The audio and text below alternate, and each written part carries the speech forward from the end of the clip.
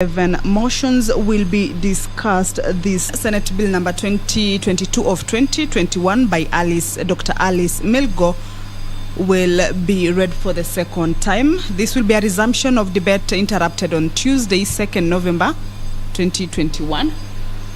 There will be division. The County Oversight and Accountability Bill, Senate Bills number 17 of 2021. This is by Honorable Senator Ledama Olekina, will also be read for the second time this afternoon. It will be a resumption of debate interrupted on Tuesday, 2nd November 2021. Just a look at this bill that touches on county oversight and accountability is that the bill seeks to provide a framework for effective oversight over the county government by the Senate. The bill goes ahead to say that the Constitution of Kenya 2010 created a bicameral parliament to replace the existing unicameral parliament. This is accordingly, the Senate was tasked with oversight over national revenue allocated to the county governments. Moreover, under the constitutional concept of devolution and the principles of public finance, the input of the public is required in all executive decisions-making process. Therefore, the bill proposes to provide a mechanism on how oversight over the county budgets can be carried out. The bill also gives effect to the constitutional provisions on oversight, public participation, and participatory democracy as enunciated in Articles 96, 174, and 201 of the Constitution, respectively. The bill also provides for preliminary matters, including the short title objects of the Act, and again, guiding principles that guide senatorial oversight. The bill also designates the roles of the responsible bodies and officers in the oversight and public participation. The Intergovernmental Relations Amendment Bill, Senate Bills number 37 of 2021. This one is by the Chairperson Standing Committee on Devolution and Intergovernmental Relations, is also set to be read for the second time this afternoon. This is a resumption of debate that was interrupted on Thursday, 4th November 2021. A look at some of the bills that will see the members of the Senate proceed on a committee of the whole is the Cooperative Society Amendment Bill, Senate Bills number 11 of 2020. This one is by Agnes Zani. We also have the County Vocational Education and Training Bill, Senate Bill number 6 of 2021. This is by the Chairperson Standing Committee on Education.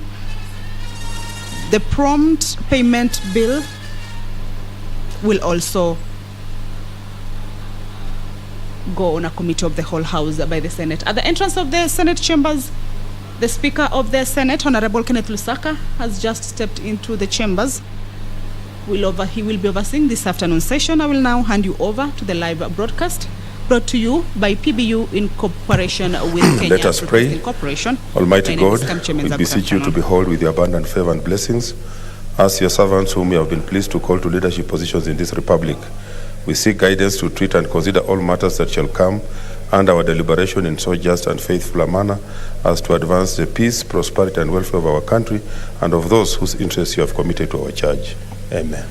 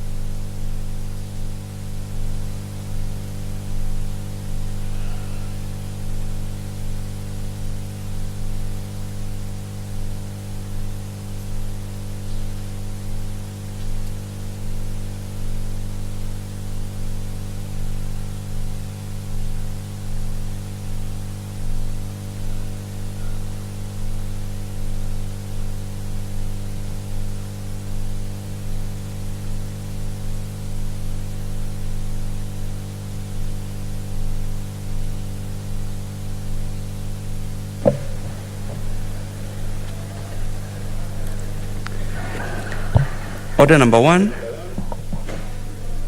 administration of oath.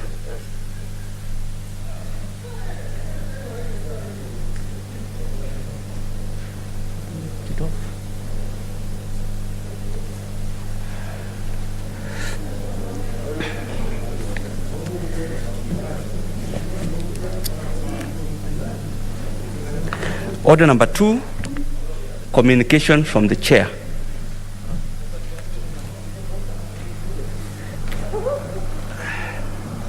Order, take your seat. Honorable Senators, I have a communication. On the 7th and final annual devolution conference, Honorable Senators, as you may recall, on the 7th annual devolution conference had been scheduled to take place from 23rd to 26th August 2021 in Wote, Makueni County. The conference was postponed following a presidential directive issued on 18th August 2021 via the public order number 5 of 2021, suspending all public gatherings and in-person meetings as a measure to mitigate against the spread of the pandemic. Following consultations between the National Executive, the Council of Governors, the Senate, and other devolution players, the Devolution Conference Steering Committee at its meeting held on 18th October 2021 resolved that the 7th Annual Devolution Conference be held from 23rd to 26th November 2021 at Makueni Boys High School in Wote, Makueni County.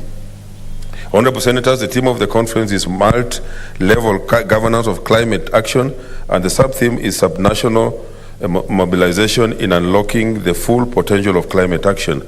A number of senators have been identified to represent the Senate in the conference program as either session chairs or panelists, and correspondences to this effect has been made in writing. I urge the identified senators to cooperate with the steering committee and to closely work with the Secretariat to ensure the effective participation of the Senate. Honorable Senators, the Senate on Wednesday, 10th November 2021, resolved to alter its calendar for Part 6 of the 5th session in order to allow the Senate to participate in the event. Senators may give their confirmation by signing a register to be circulated from today until Thursday, 18th November 2021. I urge all the honorable senators to save these days and plan to participate in this important event in our devolution calendar. I thank you. Next order. Order number 3, messages. Order number 4, petitions. Order number 5, papers.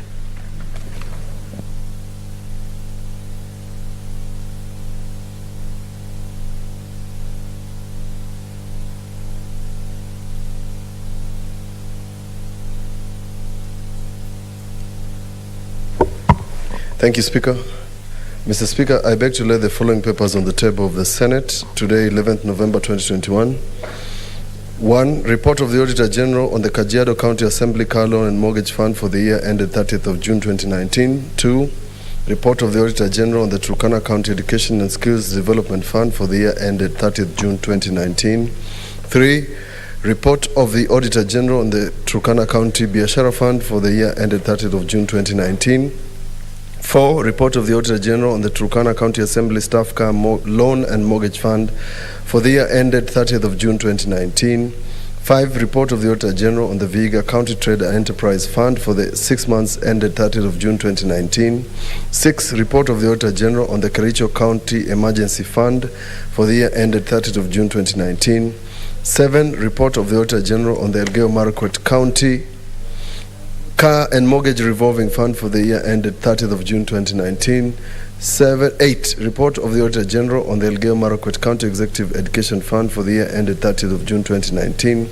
9. Report of the Auditor General on the Kapsabet Nandi Water and Sanitation Company Limited for the year ended 30th of June 2019. 10. Report of the Auditor General on the Nandi County Assembly Car Loan and Mortgage Scheme Fund for the year ended 30th of June 2019. Last but not least, report of the Auditor General on the Uasin Gishu County Alcoholic Drinks Control Fund for the year ended 30th of June 2019. Thank you, Speaker. Next order. Order number 6, notices of motion. Order number 7, statements.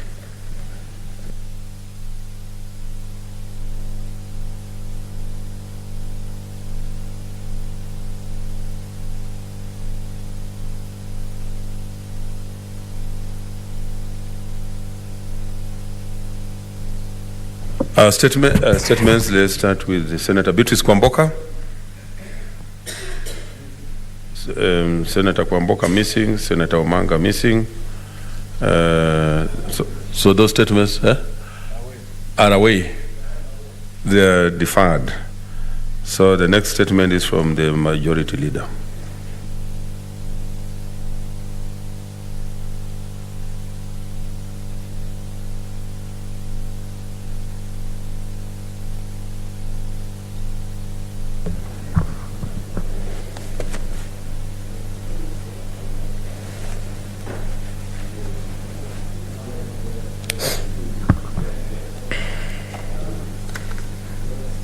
Mr. Speaker, sir, pursuant to Standing Order 52-1, I hereby present to the Senate business of the House for the week commencing Tuesday, 16th November 2021. Mr. Speaker, on Tuesday, 16th November 2021, the Senate Business Committee will consider and approve business for Tuesday, 16th November 2021, which is projected to also contain business that will not be concluded in today's order paper. The Senate Business Committee will further consider bills at the second reading and committee of the whole stages, as well as motions as contained in the program of Senate business. On Wednesday, 17th November 2021, the Senate will continue with the business that will not be concluded on Tuesday, 16th November 2021, and any other business scheduled by the Senate Business Committee, while on Thursday, 18th November 2021, the Senate will continue with business that will not be concluded on Tuesday, 16th, and on Wednesday, 17th November 2021, and any other business that is scheduled by the Senate Business Committee. Speaker, sir, with respect to the status of the legislative business before the Senate, there are 10 bills at the committee of the whole stage, 22 bills at the second reading stage, 3 of which are pending division as indicated in today's order paper at orders 8, 9, and 10, respectively. Additionally, there are 23 bills undergoing the concurrence process pursuant to Article 110(3) of the Constitution and will be introduced in the Senate upon completion of the process. Other business before the Senate includes 15 motions, 51 petitions, and statements pursuant to Standing Orders 47 and 48. Speaker. Speaker, the fifth session is fast coming to an end. However, there are key matters relating to finance which require to be dealt with. As per National Treasury Circular number 8 of 2021, the timelines for processing of the budget for financial year 2022-23 will be altered in view of the upcoming general elections. As such, the budget policy statement, the draft division of revenue bill, and the draft county annual revenue bill for the next financial year are projected to be submitted to Parliament by 30th November. I'll read that again, Speaker. As such, the budget policy statement, the draft division of revenue bill, and the draft county annual of revenue bill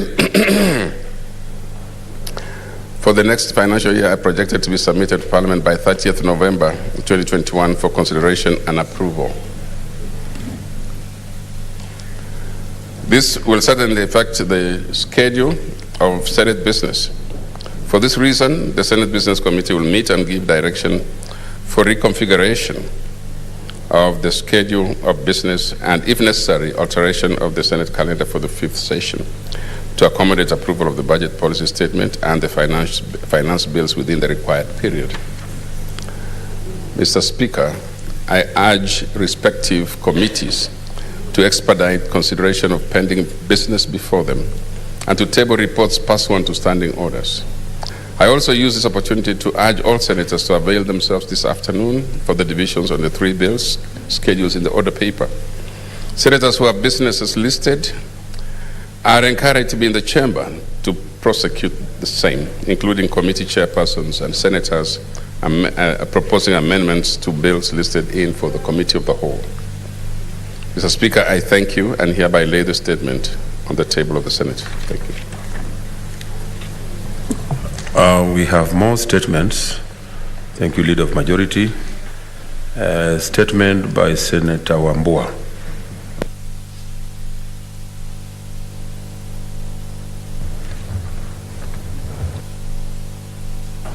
Okay. Thank you.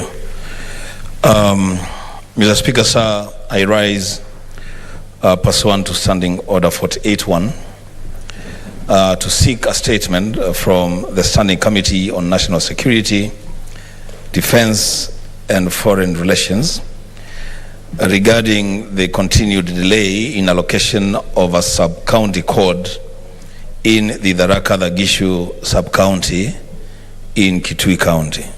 In the statement, the committee should, 1, state the number of sub-counties in the country that were created in 2017 alongside the Tharaka-Gishu sub-county, and how many of these sub-counties have since been allocated sub-county codes. 2, explain reasons for the delay in allocation of a code to the Tharaka-Gishu sub-county, a delay that has meant that the residents who have suffered marginalization since independence continue to beg for services and to compete for opportunities with the neighboring Mumoni sub-county, and elucidate on the plans, if any, that the relevant ministry has put in place to ensure that the Tharaka-Gishu sub-county is issued with a code in order to enable the residents have access to exercises such as Teachers Service Commission recruitment, military and national police service recruitment, distribution of relief support, among other national government services. Mr. Speaker, I thank you. The next statement is by Senator Haron Cheriot. Thank you, Mr. Speaker. Mr. Speaker, I rise pursuant to Standing Order number 48.1 to seek a statement from the Standing Committee on Lands, Environment and Natural Resources regarding land transactions by multinationals without the involvement of the national or county governments. In the statement, the committee should explain the reasons behind the sale of expansive Lemotit flower farm in Londiani, Kericho County by a multinational firm, James Finlay Kenya Company Limited, stating whether the county government of Kericho was consulted and whether was consulted during the disposal of land, which is on a 99-year leasehold. Number 2, give the name of the individual or the company that has bought the said farm and state the use of the land that it is intended to be put into. 3, inform the Senate whether there is an intended sale of Unilever Tea Kenya Limited businesses in Kericho and Bomet counties. 4, state the compensation the two firms will grant their employees who will be rendered jobless by the sale of the said farms. 5, cause the Ministry of Lands to resurvey the land held by multinationals in Kericho and Bomet in order to establish the actual acreage of land hosting all multinationals. 6, state the policy and mitigating measures, if any, to be put in place to curb the land under the custody of multinationals without involvement of national or county government. Thank you. Senator Cherargei.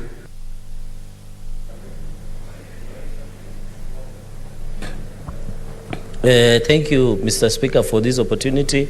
I want to congratulate and thank Senator Aaron Cheruiyot for bringing this statement on the issues of multinationals. I think Kericho, Nandi, and Bomet is largely affected with this issue of multinationals and tea leases and other forms of leases. I think since the 2010 Constitution, Mr. Speaker, the National Land Commission, the county governments and national governments have been silent, and they have not been telling Kenyans what happened with 999 leases that were committed to 99 years lease as per 2010 promulgation Constitution. I think this is very important, and I want to request the Committee of Lands and Natural Resources and Environment to expand and really tell Kenyans, especially from us in Kericho, Nandi, and Bomet, on the issue of leases, because there is a lot of secrecy. There is a lot of unclear, because, Mr. Speaker, we are aware that these multinationals have very huge control of tracts of land. And one day they can wake up and change ownership without the information of the employees, as Senator Cheruiyot has said, without the information of county governments, without the role of National Land Commission. I think a few months ago, I did request a statement similar that we need to know the leases, because when you come to Nandi, most of the tea farms are owned either by individuals or multinational companies. So I hope this issue of leases must be told, be it sisal leasing, be it the issue of flower farm leasing, the change of ownership, who really owns? I think that should be the question. I think that even across the country, who are these leasing land? And we have seen, Mr. Speaker, if this issue of land ownership and leasing of land is not well coordinated, Mr. Speaker, I can assure you that will be a problem to this country. So I want to really support the statement and say that the issue affects us also in Nandi, and I hope, and then I know the Committee of Lands, Natural Resources and Environment has also a lot of issues to deal, but we hope it will give priority. Each one and every of us want to know what happened to 999-year lease that has been commuted to 99-year lease, and what is the role of National Land Commission, what is the national government doing? Because, Mr. Speaker, finally, as I conclude, most of these multinationals can only be dealt at the level of diplomatic level, and also can be dealt with the national government, because most of these owners of multinational are either based in Britain or Europe or in America, Mr. Speaker. So it is also national government must be at the forefront of ensuring that they fight for us. They ensure that the issue of renewal of leases, change of leases, expiry of leases, the lessor and the lessee must be known. Who are they and how long do they have? Because in Nandi, Mr. Speaker, some of the leadership have been saying that that the leases have expired in 2014. It has now changed that it is expiring in 2023. I wish we would know when is it expiring, these leases, and ensure that we address issue of land historical injustice. I thank you, Mr. Speaker. Senator Christopher. Thank you, Mr. Speaker. I would like also to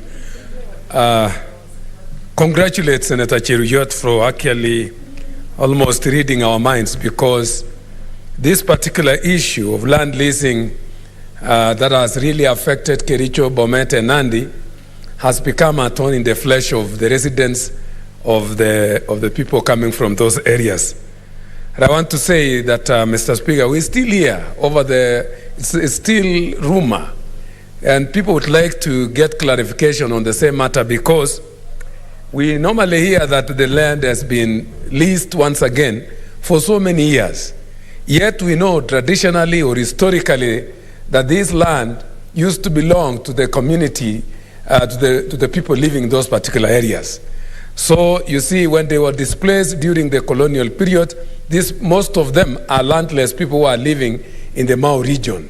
So when we hear once again that their land is being leased for another around 99 years, it becomes a problem to all of us, Mr. Speaker. And on top of it, the worst part of it is that the leasing was not done after evaluation of the land. The rates they are using is not known even to the community. So I want to say, we really demand to know those who lease this particular land without public participation of the communities surrounding these particular places. And you know, after leasing these particular places to different landlords, they came with different agenda. So that most of them started planting flowers instead of the usual crops like tea, which used to employ a lot of people. And it has rendered so many people jobless. And I want to say that the communities that we live around those places, we are feeling it so bad.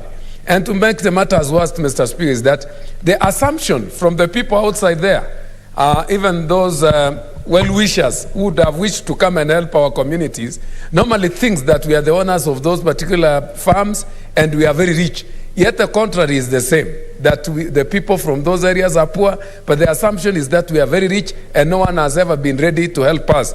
The farms that are leasing these particular places also does not have proper CSR activities to help the communities living in those particular places. So I want to say that leasing this particular land, once again, without involving our communities, is a problem, and we don't accept it, and would like to call upon any committee meeting that will take over this one to do robust work so that we may know actually where the problem lies, so that our people may be assisted.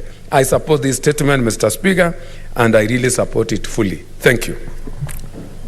Senator Omanga, by virtue. Senator Omanga, your statement. Thank you. We can't Thank see you, you, Mr. Speaker. We can't see you, okay? I'm on, Mr. Speaker. We want to see you. Yes, my video is on. Okay, okay. We can see you. We can see two of you. Proceed. Thank you, Mr. Speaker. I rise pursuant to Standing Order number 48-1 to seek a statement from the Standing Committee of Land, Environment and Natural Resources on the alleged irregular ownership and use of land number LR 336/64, originally land number LR 336/12 in Babandogo, Nairobi City County. In the statement, the committee should, 1, state the current land. Number 2, provide the current survey and deed plans of the piece of land under consideration. Number 3, investigate claims that the said parcel of land, which is public land, has currently been leased to a private individual entity. And finally, state plans put in place by Nairobi City County government to ensure all county-owned land parcels are secured and proper ownership documents acquired. Thank you, Mr. Speaker. Thank you, Senator Omanga. Senator Irungu Kangata.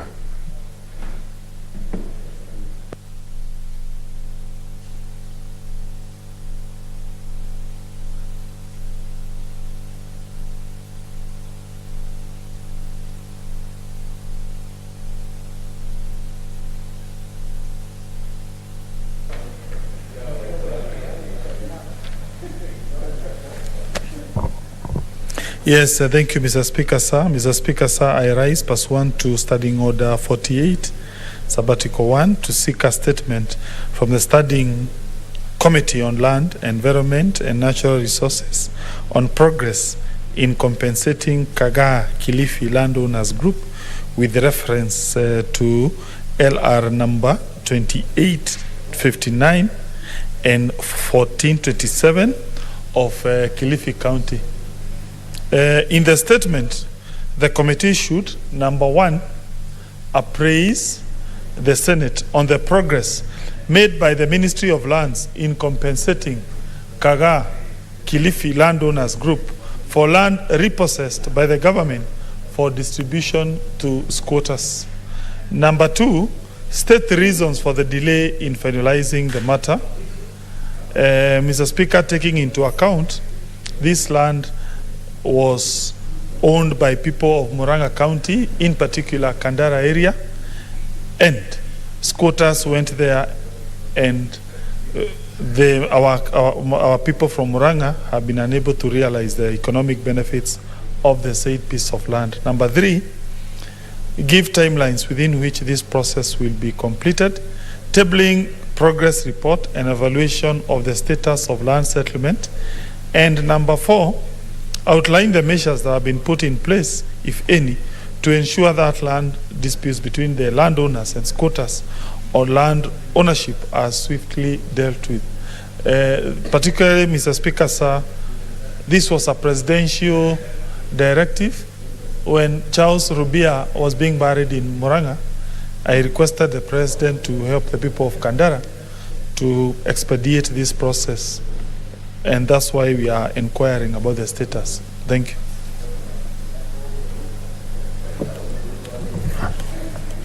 Another statement by Senator. You have two statements. Eh? Thank you. Yeah. Mr. Speaker, sir, I rise pursuant to Standing Order number 48, Sabbatical 1, to seek a statement from the Standing Committee on Justice, Legal Affairs and Human Rights Committee regarding the appointment of private law firms to represent government in the Building Breaches Initiative case and payments made to them for the services rendered. In the response, the committee should, number one, explain the reasons the Attorney General appointing private law firms in the appeal seeking to overturn the judgment rendered in the High Court over the Building Bridges Initiative case. That is, in the High Court, Civil Appeal number E291 of 2021, Independent Electoral and Boundaries Commission versus David Day and 82 others. 2, confirm to the Senate whether the appointment of advocates met the required provisions of the Public Procurement and Disposal Act 2015, and 3, provide information on the payment made to them for the services rendered. Thank you. Finally, Senator Rose Nyamunga.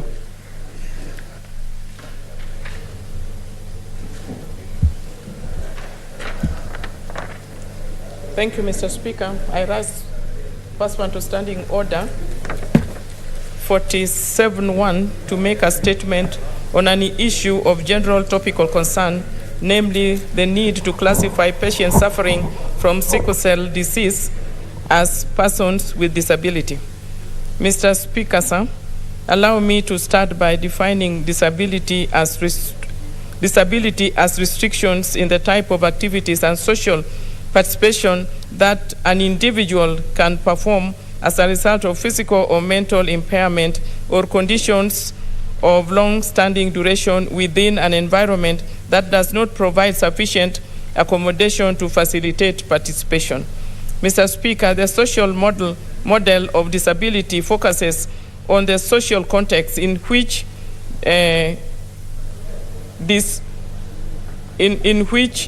disablement occurs and identifies disability as the product of social disadvantage and exclusion. The purpose of this narrative is to highlight the malfunctional nature of disability among people with sickle cell disease, which includes physical, psychological, and social dimensions. Mr. Speaker, sickle cell disease is caused by a disorder in the hemoglobin component of blood, leading to abnormal sickle hemoglobin, which leads to sickle hemoglobin. The individuals with sickle cell disease exhibit significant morbidity and mortality rate. About 240,000 children in Africa are born each year with sickle cell disease, while here in Kenya, it is estimated that 6,000 children are born with the disease, which is a great threat to their physical and cognitive development.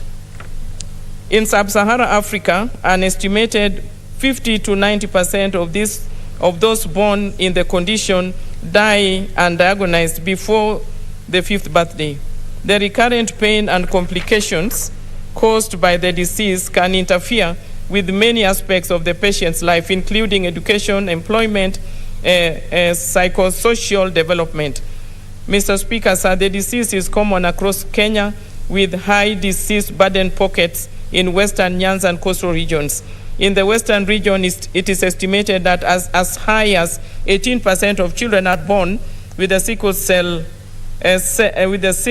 trait, and 4.5% will end up developing sickle cell disease. In the Lake region, it is estimated that about 17% of the children are carriers of the trait, which is 0.6% having a sickle cell disease, while in the coastal region, using impatient data, almost 1% of an inpatient almost 1% of inpatient children have sickle cell disease and are always 20 times likely to die compared to admissions to other mobilities. Mr. Speaker, sickle cell anemia requires ongoing treatment, medication, and hospital stays. By the time the sickle cell gets to a high level of severity, to the extent of preventing the individual from working, it often leads to financial strain for both the individual and the family. Because sickle cell anemia is a disease that results in some form of physical disability, some persons suffering from it should be considered for benefits entitled to persons living with disability. Mr. Speaker, sir, due to the chronic pain in the bones and or joints associated with sickle cell disease, the individual often suffers from deficiency in mental and cognitive abilities, thus making it difficult to maintain concentration throughout tasks. Crises are common in many people with sickle cell disease, can cause significant fluctuations in the individual's ability to function in the workplace. Further, depression from recurring or chronic pain is common with sickle cell disease, which can lead to problems with performance, including concentration, keeping peace, remembering instructions, and interacting with others appropriately. Sickle cell disease patients incur other additional indirect expenses, including uncompensated care, premature mortality, lost productivity, and reduced quality of life, which are much higher than the financial figures. Having said the above, Mr. Speaker, I wish to implore the ministry responsible to consider classifying persons suffering from sickle cell disease as persons with disability. I thank you, Mr. Speaker. Senator Musuruve. Honorable Speaker, thank you for giving me this opportunity to support the statement by Senator Nyamunga on the issue of sickle cell as being a category of disability. One thing that must be clear, Honorable Speaker, that persons with disabilities have great challenges, and many times they cannot manage on their own without the support of others. And I want to say, Honorable Speaker, when we look at the issue of sickle cell, people who have sickle cell have enormous problems. They cannot manage on their own in various ways, Honorable Speaker. And some of the ways in which they're affected is that, that sickle cell, since it's a disease, and by the way, it is also called sickle cell disease. It has no cure at all, Honorable Speaker. And sometimes it leads to blindness, sometimes it affects the spleen, sometimes it affects the liver, sometimes it even affects, the oxygen, in the blood, and it leads to, visual impairment. So I want to say, Honorable Speaker, that these are groups of people that should be considered as persons with disabilities, Honorable Speaker. And I want to say, Honorable Speaker, that if I can take an example of albinism, it really took time for people to really accept that albinism is a type of, disability, because albinism comes with very many disadvantages. It can even lead to cancer, visual impairment and all that. In the same breath, Honorable Speaker, sickle cell can lead to visual impairment, and sometimes when it comes to developmental issues, people who have sickle cell have developmental issues, Honorable Speaker. So when it comes to sickle cell, it is a physical disability that actually should be considered as any other disability. And Honorable Speaker, in first world countries, people with sickle cell are even entitled to social security just like any other disability, Honorable Speaker. And I think Kenya, I don't even think, I know that Kenya is one of the countries that ratified, in fact signed and ratified the Convention on Persons with Disabilities. And since they did that, we are actually obligated with the international laws, and sickle cells ought to be considered as one of the physical disabilities that actually affect individuals, and they should be also able to get the services that the National Council is giving. The government is also giving, Honorable Speaker. And I want to say, Honorable Speaker, even people with sickle cells go through a lot of discrimination. And even when it comes to even marriage and socialization, you'll find that most of them are not able to get married because of, the social perception of their disability and all that. And so there's just need to ensure that this category of people are actually embraced just like anybody else from a human's rights perspective approach, Honorable Speaker. I support this statement. Senator Mogeni Eric.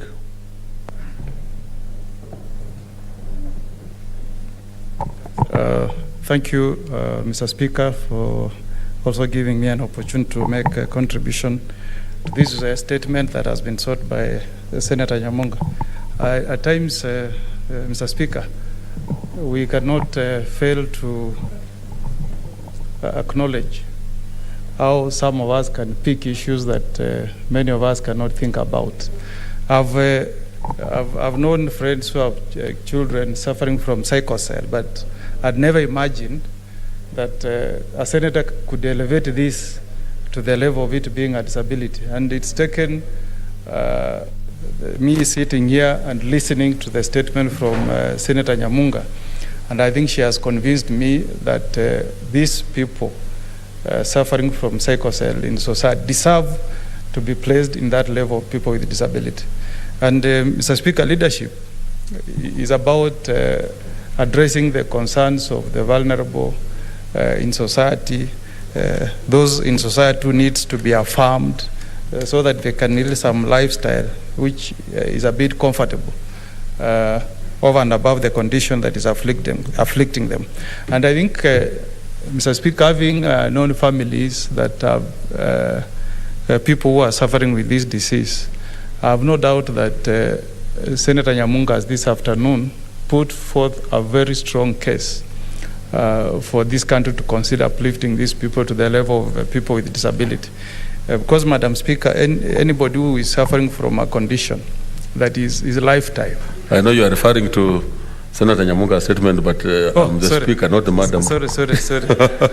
This is the problem, Mr. Speaker, when you stay away for too long and you leave the seat in the hands of Madam Speaker. But sorry. Mr. Speaker. Mr. Speaker, I apologize. Mr. Speaker, anybody who is suffering from a condition that is lifelong, that is not curable, that causes pain, that makes them to feel discomfort, that makes them to behave in a manner that is not in tandem with a normal person, qualifies to be called a person who is suffering from some disability. And I think that is the medical condition that afflicts people suffering with sickle cell. These are people, for you to maintain them in certain lifestyle in society, you need to affirm them. For them to compete with people in certain classes of employment, they need to be affirmed. So I want to fully support the statement that has been sought by Senator Nyamunga, that let's place this class of people in the list of people who are recognized as people belonging to that class of persons with a disability, so that society can affirm them and treat them with some favorable condition than the way we treat some of us who are blessed to live normal lifestyle. So I support, Mr. Speaker, the statement by Senator Nyamunga, and thank her for having brought this matter to the attention of the Senate. I support, Mr. Speaker. Finally, Senator Cherargei. Mr. Speaker, I rise to support the statement by my neighbor, Senator Rose Nyamunga, and say, Mr. Speaker, anything that makes it unable for body to function properly or optimally should be considered a disability. And I think as a country, we have come a long way since 2003 when the Disability Act was passed by Parliament. I think we need to know that the traditional disability that all of us have known, like not be able to use your legs or ears or eyes. We should go beyond that. I think the world has moved on, where now people living with sickle cell disease should be considered also part of disability, because these are people who have disease that makes them not to function optimally as normal as they should be. So I think when we are expanding and issuing the necessary either waiver or support, the way we do to people living with disabilities, Mr. Speaker, is sorry, I don't know what is happening today.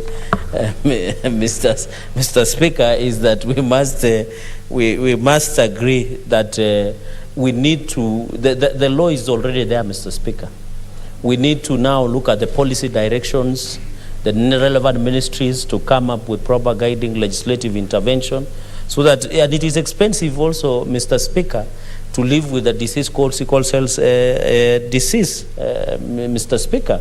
Most of them, the mortality rate is very high, especially when they are very young, if they are born with, as Senator Nyamunga has indicated. So I think what we just need is to realign the policy, the legislative intervention, and also to call out the government to include and ensure the people living with sickle cell disease, Mr. Speaker, are part of it. And number two, when that has been achieved, it will also be easy for them to receive medication, Mr. Speaker, because this medication is very expensive. It also affects one way or another, and you can see it's sometimes not because of genetics, Mr. Speaker. Most of the time can happen to anybody, and any parent who unfortunately has gotten a child who suffers from sickle cell disease will tell you that it's very expensive in terms of resources, in terms of time, in terms of medication. So it is not a disease that anyone would wish to anybody. And that is why the only humane thing that we can do is to ensure they become part of people living with disability, so that they can get those waivers, they can get government support, they can get necessary support from all agencies and state agencies, both in private and public sector. So therefore, I think I support and agree that this is part of also right to the health rights, Mr. Speaker, because everybody has a right to the health rights, and I think it is very important. So I really want to thank Senator Nyamunga for bringing this issue up. I know many Kenyans who have lived with this disease appreciate this and call upon I have had Senator Msuruve, who is one of the representatives of people living with disability, and I think she will be among working closely with this House, and also Senator Rose Nyamunga, to ensure that relevant agencies take this matter with seriousness it deserves. I thank you, Mr. Speaker, and support. Senator Mudhama Agnes. Thank you, Mr. Speaker, for giving me this opportunity to contribute to this important bill by Senator Mwamunga. Okay, we can see you. We need to see you. Mr. Speaker, sir, I concur with my fellow senators that these people living with the sickle cell go through a lot of trouble, and especially the parents.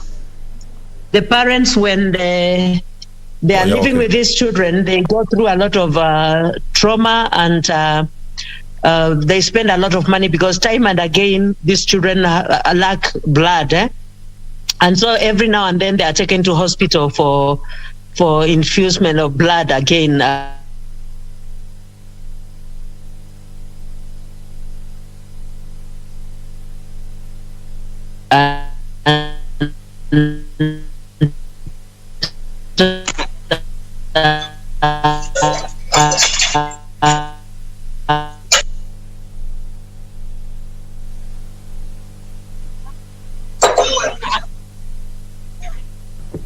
Maybe we have challenges with the system.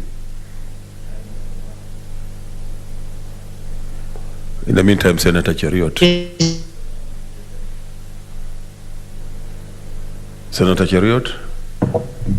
Thank you, Mr. Speaker, for this chance. Mr. Speaker, sometimes I wonder, how difficult is it if we decided as a country to have a general attitude, those of us in leadership, be it in legislature and in the executive, to simply focus on the needs that are most pressing on the citizenry. Things to do with health, for example, and specifically focus on diseases that ordinarily pick on people who don't have the ability actually such that if you do not meet the cost of medication, then it's a difference between life and death. I brought to this house 2 or 3 weeks ago a petition also from citizens living with automotive diseases, almost similar to this challenge of sickle cell. And the simple request which the petitioners are making, which is almost close to what I hear Senator Rose Nyamunga requesting and wanting to know from the committee, can't we use our national health insurance cover to ensure that we put parents of many of these young people, or even those who have grown into adulthood with it, under universal health care coverage, as such that on every occasion when they visit hospitals and they have these institutions that are able to accept NHIF as a means of payment, they are treated and they go back home peacefully. On many occasions, Mr. Speaker, you'll find all these people come back and plead to us, at least each one of us, because I know this, Mr. Speaker, out of personal experience, that almost every leader in this house knows 1 or 2 or even more parents who are faced by this challenge. They cannot meet the cost of medication, and therefore they resort to calling upon you once in a while, say, oh, my child has had an attack, please just see that which you can raise. And of course, out of human nature, you'll be able to mobilize a little bit resources for them. But I believe if we properly organize the NHIF, Mr. Speaker, and it's good because that act is before this House, and I believe part of the reason why actually the Committee on Health need to expedite and ensure that we do not go on the long recess in the month of December before concluding business on that NHIF Act, is so that it addresses some of these issues like the autoimmune diseases and this sickle cell, so that we expand the base. As it has been said, and I have read through the economic model that is being proposed by Dr. William Ruto about the bottom-up, is that it makes absolutely no sense for Kongo Mogeni, who earns 1 million Kenya shillings, to pay 1,700, just like any other ordinary citizen who's above, I think, 40,000 Kenya shillings a month. It's not fair. I believe those of us who earn more should be able to pay something not so exorbitant, but at least something slightly better that will ensure that this health insurance scheme has more resources and are able to take care of needy Kenyans, such as the ones that are sending this statement via our colleague, Senator Dr. Rose Nyamunga. Therefore, Mr. Speaker, I hope, just as a way of answering this statement, Mr. Speaker, that the committee will also find it in its place to expedite the conclusion of that NHIF Amendment Act that is before this House, so that we can be able to reform NHIF appropriately and ensure that we cover as many Kenyans as possible. Look at the miracle that has happened, Mr. Speaker, for example, when they started paying up for patients of renal failure. Many of them are able to access dialysis service in our county referral hospitals, and that has been a big change to them. It's actually the difference between life and death to many of them who would have otherwise never have been able to meet the cost of the treatment or the dialysis in private institutions. But now, because of what was done to NHIF, they are able to take care of it. Perhaps there are challenges here and there in our counties, but it's not as good as, it's not as bad as was the case before then. Therefore, I plead with the Health Committee, Mr. Speaker, to expedite that business because it means a lot to our citizens. Thank you, Mr. Speaker. Thank you for your statement. Senator Agnes Zani House, just closing. Okay. Yep. Thank you, Mr. Speaker. I wish to support this statement from Senator Nyamunga, and that she's really touching a very important category of people who already by the very nature of their disease have really been disadvantaged. We have many people with sickle cells, and they cannot be 100% productive. It's a struggle. It's very expensive as well. So if there's a way that in terms of health they can be covered so that they can be taken care of and lighten their burden, then this is definitely the way to go. And the way to see it, Mr. Speaker, is that way then you really save in terms of economic development for a country, educational development, and all sorts of developments which are very, very critical. I think it's just very important that the committee that will be handling this looks at all parameters that make it very difficult for various people to join such programs. And I know we are not yet at a place where we have a safety net for all Kenyans in terms of the specificities of the diseases that they have or the disadvantages that they have.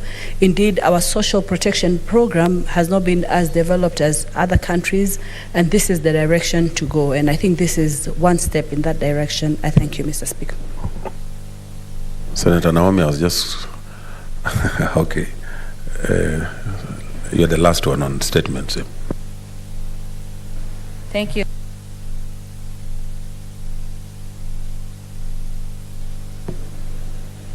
Thank you, Mr. Speaker, sir, for allowing me to add my voice to this very important statement by Senator Nyamonga.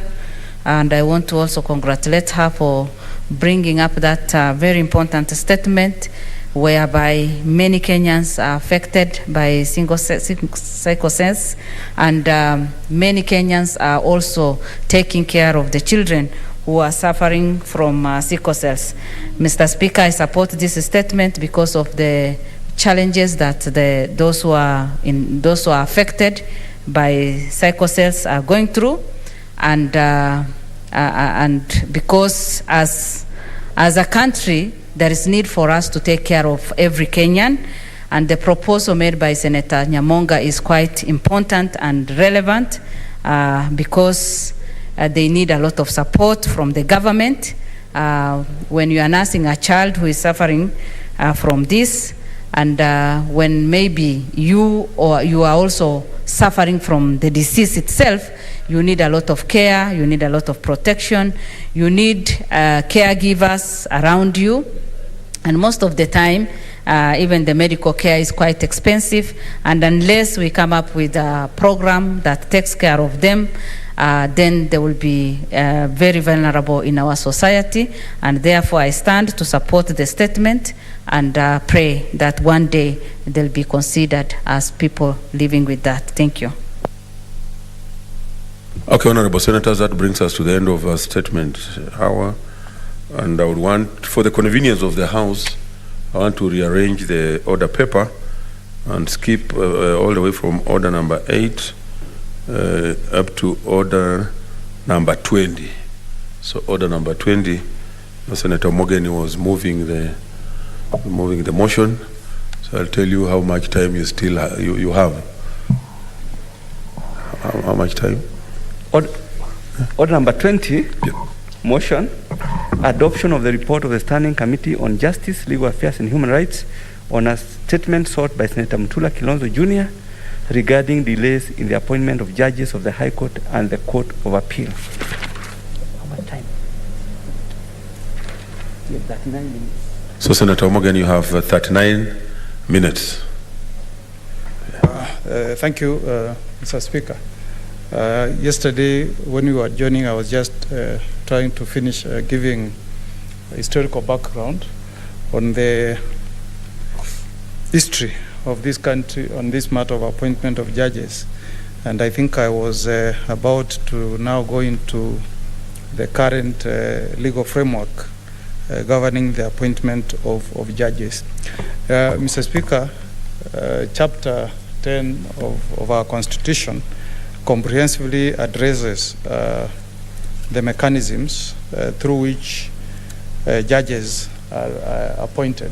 And Mr. Speaker, what is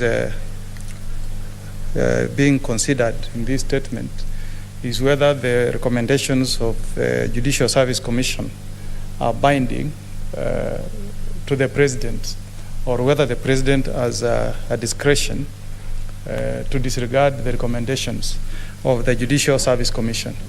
Mr. Speaker, I want to start by disclosing to this House that the Judicial Service Commission is one of the most important bodies or constitutional commissions in our Constitution. And Mr. Speaker, if you look at the representation, it has got men of high caliber, high credibility, and people are holding very senior positions in the country. The membership is 11, Mr. Speaker, and you can see that when Kenyans were enacting their constitution in 2010, they were very keen that they should place the responsibility of nominating judges on Kenyans who are honorable and who can be up to task in exercising this responsibility. The chair, Mr. Speaker, is none other than the Chief Justice of the Republic of Kenya. Then we have a judge of the Supreme Court who is a member. Then we have a judge of the Court of Appeal who is a member. And then we have one High Court judge who is a member. And then we have one magistrate who is a member. Now, what should capture the attention of Kenyans is that because people wanted this process to be as credible and as independent as possible, all these representatives of the judiciary are elected. So they are picked in a democratic manner through an election that is conducted by the judges of the various branches of the judiciary. The Supreme Court does their own election, Court of Appeal, High Court, and the magistracy. So the process is in hands of people who have an independent mind. They are not an appointee of anybody. However, Mr. Speaker, so that the interests of the president are taken care of, there are also some appointees who are members of the Judicial Service Commission. The first one, Mr. Speaker, is the Honorable Attorney General. He is supposed to take care of the interests of the president in the Judicial Service Commission. But because, Mr. Speaker, Kenyans never intended that the president just becomes a puppet in this process, the Constitution has also given him a leeway. If you read Article 171, Sub-Article 2, H, the president also appoints two Kenyans, single-handedly, without placing any adverts in the newspapers. He picks two Kenyans who are supposed to represent the public in the Judicial Service Commission. That gives him 3 members. And then he is also allowed to pick one other appointee, that is from the Public Service Commission, who also sits in the Judicial Service Commission. So in total, the president has 4 representatives who can adequately represent his interests. And also to give this process more credibility, Mr. Speaker, the legal profession in this country is also allowed to pick 2 nominees. Again, Mr. Speaker, these nominees are picked through a democratic electoral process. And these elections, all lawyers know, are normally conducted by the IEBC. That's how serious that this process of picking the commissioners who are in charge with interviewing and making recommendations of persons who should be appointed judges. I'm saying this, Mr. Speaker, so that I can demonstrate to this House that the Judicial Service Commission is not just any other body. This is a body that has a wide representation in society, from the judiciary to the executive, to the legal profession, to the members of the public. Further, Mr. Speaker, the procedure of appointing or recommending persons to be appointed judges is also regulated in this Constitution. Mr. Speaker, if you read Article 172, Sub-Article 2, Sub-Article A, the process of sending these nominees to the president must be done in a competitive and transparent process. Therefore, JSC is obligated to place adverts in the newspapers, conduct interviews before they forward the nominees to the president. Then, Mr. Speaker, the Constitution, if you read it, binds the president to, I think that's Article 161.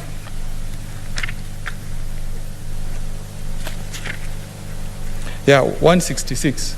The President shall appoint a Chief Justice and other judges in accordance with the recommendation of the Judicial Service Commission. So what one can infer from the clear reading of the Constitution is that the President has been given very little leeway when it comes to picking names of judges who have been recommended by the Judicial Service Commission. It simply means that if there are 10 slots, Judicial Service Commission will recommend 10 persons from whom the President must appoint judges. Madam Speaker, we were able to also look at what the courts have said in terms of interpreting these articles of the Constitution. And Madam Speaker, we realized that this matter has been a subject of litigation in a number of instances. The first one, Madam Speaker, is when there was a nominee for the position of Chief Justice, that is retired Chief Justice Maraga, and the Judicial Service Commission forwarded one name to the President. But there was a proposal that the Judicial Service Commission ought to have sent 3 names from whom the President should have picked one. Again, this matter was heard in the High Court, and a 3-bench judge made a finding that the Constitution obligates the Judicial Service Commission only to send one name. This matter was litigated all through to the Court of Appeal, and the Court of Appeal affirmed that position, that only one name should be sent to the President. Again, in this particular matter, Madam Speaker, this matter has been subject of litigation in our courts of law. In fact, there are so many cases pending before court. But I'll just cite one case where the High Court constituted a bench of 3 judges, and in a judgment that was issued on the 6th of February 2020, this is what the High Court ruled. First, the High Court made a declaration that the President is constitutionally bound in accordance with Article 166(1) and Article 172(1) of the Constitution to appoint all persons recommended for appointment by Judicial Service Commission.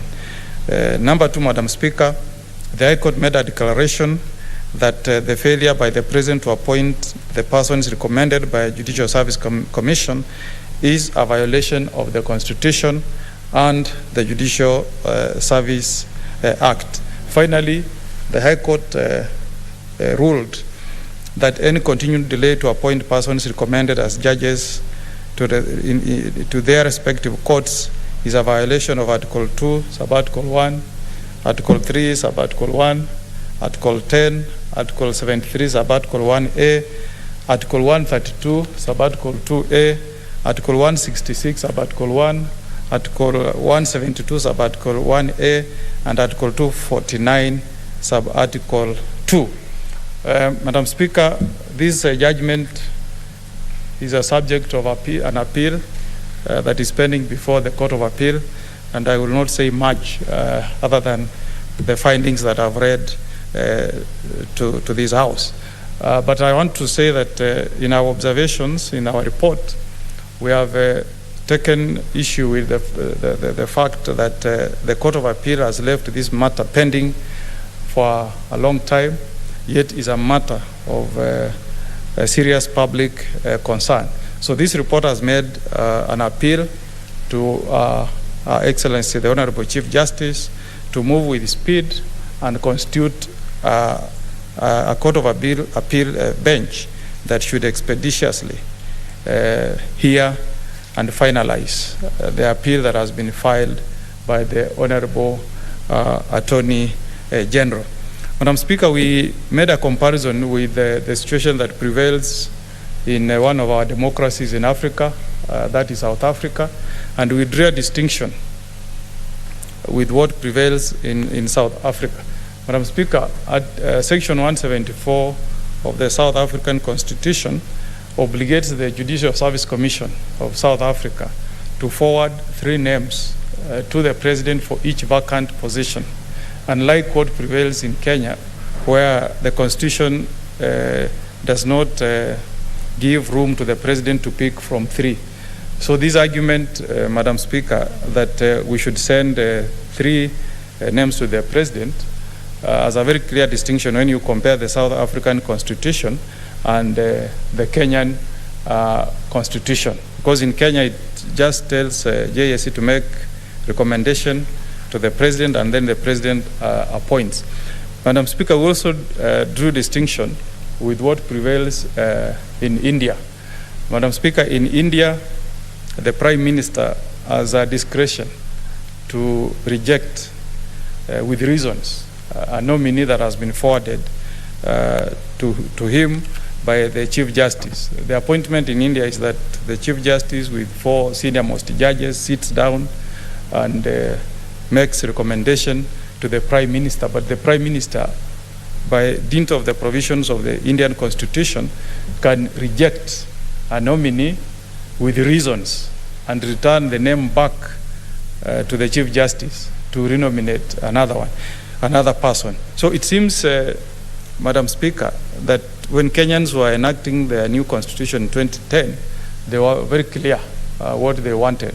And I think it's because of the historical background, taking into account the fact that the Kregler Commission, Kofi Annan report, the Boma's draft constitution, and the committee of experts had all made recommendation that we should have a judiciary that is independent of the executive.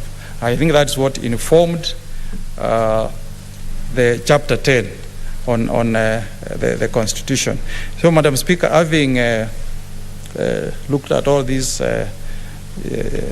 issues, there are a number of problems that we have identified.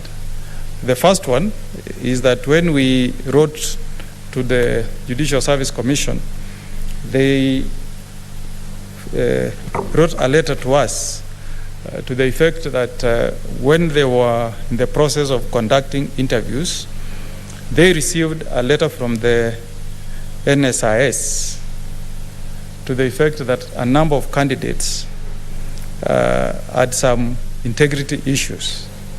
But when the Judicial Service Commission wrote back for details, they were never given details.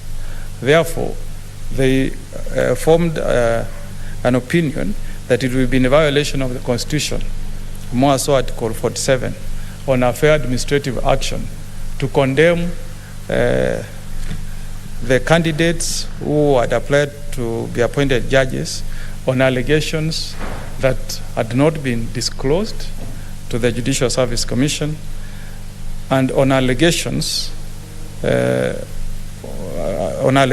had not been disclosed to the candidates so that they are given an opportunity to respond to those allegations. And they say this is contrary to the Bill of Rights, which obligates every Kenyan to be given a fair hearing when faced with any accusations. Madam Speaker, this committee recommends that the best practice should be that if there are any allegations facing any candidate, the most decent position should be that the Office of Attorney General should have those allegations reduced into writing with specificity. Then the candidates are confronted with those specific allegations, and then they are given an opportunity to respond to those allegations. Since that was not done in this particular case, Madam Speaker, it is the conclusion of this committee that it will be a violation of Article 47 to condemn candidates who had applied for this position without being confronted with those specific allegations and being given an opportunity to respond. In fact, there's even a bigger problem, Madam Speaker. 4 of these candidates are serving as members of the High Court of Kenya, and they continue to serve as members of the High Court of Kenya. Now, the two other candidates are serving as magistrates in the Republic of Kenya. And all these 4 candidates have not been confronted with any allegations warranting their removal before the Judicial Service Commission. And we have made an observation, Mr. Speaker, that this is a fairly untidy situation, because these members continue to dispense justice as judges of the High Court of Kenya, but with this kind of blanket condemnation that is facing them. Now, there is another observation we have made, Madam Speaker, that it is inhuman to continue condemning these judges unheard while they continue serving as judicial officers. Madam Speaker, the judges risk suffering serious reputation risk on account of their continued non-appointment. And we pose this question, Madam Speaker. What do you think is in the minds of litigants who appear before these judges as they continue reading these reports in the newspapers that these judges and the 2 magistrates have never been appointed because they have some integrity issues? And remember, this matter has been pending for the last 2 years. So we have made an observation, Madam Speaker, that to the judges who have not been appointed, what we are subjecting them to is tantamount to some psychological torture, which is against our Constitution, more so taking into account the period that this matter has been pending. So we are appealing to the President to look for a solution out of this impasse. If there are any credible allegations against these judicial officers, then the most decent thing to do is to forward those allegations to the Judicial Service Commission so that the process of removing these judges, if at all, can be commenced. And this is because, Madam Speaker, there is no any other way you can deal with a judge who is in office and other than making a complaint before the Judicial Service Commission. And this is captured, Madam Speaker, under Article 168, sub-Article 4 of our Constitution. And it says that a petition by a person to the Judicial Service Commission under sub-Article 2, that is on initiating a process of removal, shall be in writing and must set out the alleged facts constituting the grounds for the judge's removal. And that's what we are saying in our report, Madam Speaker, that anybody who wants these judges investigated for whatever reasons must set out these facts in writing so that these judges are confronted with these allegations and they are given an opportunity to respond to these allegations. And it says that in Article 4, it is the Judicial Service Commission that has the final say. So even if anybody was to file a complaint to the Judicial Service Commission, again, the Judicial Service Commission must sit, consider the merit of that allegation, and then make a decision whether it warrants the setting up of a tribunal. And Madam Speaker, this is captured in Article 168, sub-Article 4. The Judicial Service Commission shall consider any petition presented to it, and if it is satisfied, so it must be satisfied. You can have allegations, you may think that particular judges ought to be removed, but it is up to Judicial Service Commission to be satisfied that the grounds being presented warrant the setting up of a tribunal to remove judges. So unless this process has been invoked, Madam Speaker, these judges will continue to enjoy security of tenure. Another thing we have observed, Madam Speaker, is that the Kenyans, when they enacted their constitution in 2010, expected that anybody who is given a task, an obligation to perform a certain task, will perform that task within a reasonable period. And this is captured in Article 2, I think it's 259(8), if I can read it to the House, Madam Speaker. 259(8) says, if a particular time is not prescribed by this Constitution for performing a required act, the act shall be done without unreasonable delay and as often as the occasion arises. Now, the matter that is under inquiry relates to a process that was concluded in July 2019. Now, the first bunch of judges were appointed in June. That is close to almost 2 years after their names were forwarded to the President for appointment. And what this committee is saying, Madam Speaker, is that it seems that this Article 2598 can be abused. Because reasonable time, somebody can say it's 1 year, it's 2 years, whatever. That's why we have made a recommendation, Madam Speaker, that this House considers amending the Judicial Service Act so that a period is prescribed within which the President should appoint judges once recommendation has been forwarded by the Judicial Service Commission.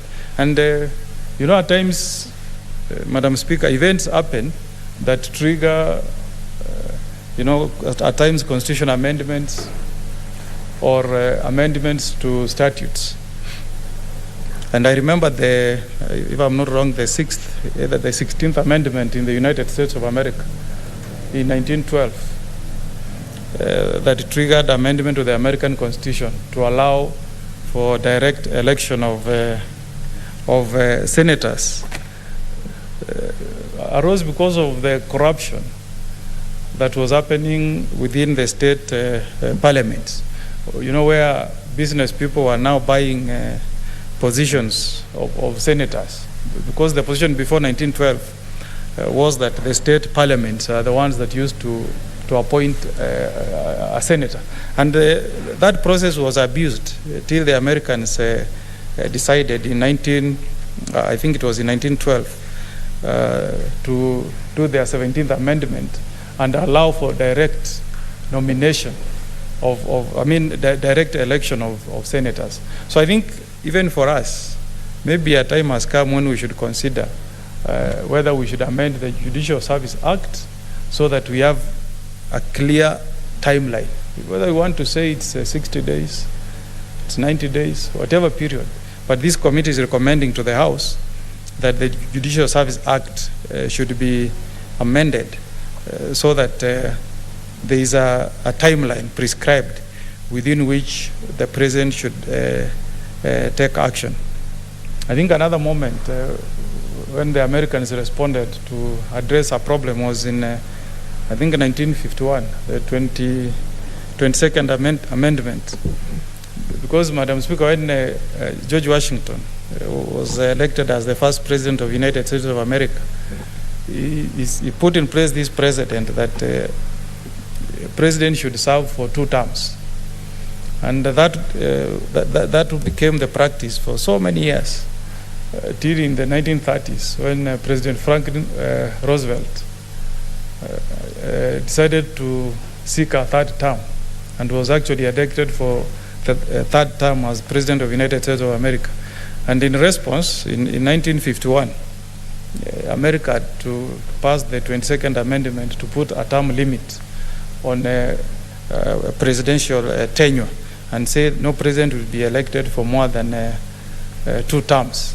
So it's nothing wrong. At times, experience can leaders as a country to start reflecting whether a time has come when we should do some of these amendments. So, Madam Speaker, having made those observations, my committee made the following recommendation, which we seek that this House adopts. The first recommendation is that His Excellency the President, without any further delay, should proceed to gazette the appointment of the 6 persons nominated by Judicial Service Commission for appointment as judges of the High Court of Kenya, and whose names were omitted from the Kenya Gazette of 3rd June 2021. That's Gazette number 124. Madam Speaker, we looked at all the academic qualifications of these judges, and we have no doubt that they meet the professional qualifications. The Judicial Service Commission complied with the Constitution. Advertisements were placed in the newspapers. Kenyans were invited to make comments and views on the non-suitability of these judges. The judges were interviewed in a competitive exercise, and as allowed by Constitution and by law, the Judicial Service Commission recommended the people they deemed to have been best qualified to be appointed as judges. In the process, Madam Speaker, we made an observation that the person who is conducting litigation on behalf of the government, that is the Office of the Attorney General, was actually a member, and he participated in the interview and the final decision that was arrived at by the Judicial Service Commission. And therefore, this committee made an observation that he is bound by the decision that was made by the Judicial Service Commission. In the event that he wants to continue litigating in court, this committee proposes that the Attorney General invokes the provisions of Article 156, Sub-Article 7, and designate some officers independent of him to exercise some of the roles, including conducting the litigations in court, so that he doesn't find himself in a very awkward position before the Judicial Service Commission. So it's the hope of this committee that the son of Kapkatet, Kericho County Justice Weldon Korir, the son of Malindi Village Wisero, Kakamega County Justice Muchelule Hagre Osiula, the native of Kisumu County Honorable Justice Odunga George Vincent, the native of Kajiado County Honorable Justice Joel Mwaura Ngugi, and the son of Kisii County Ivacho Village Nyaribari Evans Kiago, and the daughter of Kisumu County Judith Elizabeth Omange should be appointed by the President of the Republic of Kenya as judges of the High Court. Madam Speaker, we also want to, as a committee, appeal to the President to reduce the tension that is prevailing between the institution of the judiciary and the executive. As by the time we were compiling this report, we had not received the latest decisions from the High Court, but we have now a decision that has been issued by the High Court to the effect that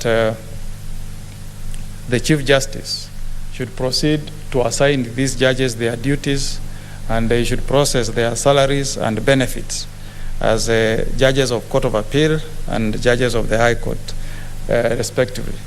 Madam Speaker, though this matter has now found its way to the Court of Appeal and a stay has been issued, we think that the President should find a way of getting an amicable solution in these battles. And at times, Madam Speaker, people can disagree. I know if you look at the American history, there are some gentlemen who participated in the writing of the American Constitution, the founding fathers of America, John Adams and Thomas Jefferson. They were very good friends, Madam Speaker. But in course of time, they joined different parties. I think John Adams became a Federalist, while Thomas Jefferson remained a Democrat. And they became serious adversaries. They could not talk to each other. One served as a second president, but he was succeeded after one term by Thomas Jefferson. But with time, they found that it serves no purpose to have all these disagreements, and they became the best of friends. In fact, Madam Speaker, they died on the same day, on the 50th anniversary of American independence, having become great friends. So even in this particular situation, the president has led the way in uniting the country by having a handshake with the Right Honorable Prime Minister Raila Amolo Odinga. We really hope that even in this particular situation, we can find a way of having a sitting with the Chief Justice so that some framework on bringing this debacle to an end is found. It's not very healthy, Madam Speaker, for the country to see the kind of disagreements between these two branches of government. We want the executive to be independent and the judiciary to be independent, but to continue serving the interests of the country. So in conclusion, Madam Speaker, this report by my committee is founded on the fact that this committee believes that it's very healthy if we promote the rule of law, and if we also respect our constitution and our statutes. Therefore, we are appealing to the head of the executive to put in place steps of bringing this disagreement between these institutions to an end. We want to thank the staff of Parliament, the Office of the Clerk, who assisted us with research in compiling this report, and for the time they put in compiling this report. And I also want to thank all the members of my committee who are very useful and helpful in compiling this report. With those many remarks, Madam Speaker, I beg to move and kindly ask Senator James Orengo, Senator for Siaya, to second the report. Thank you, Madam Speaker. Thank you, Senator. Minority Leader, Senator James Orengo.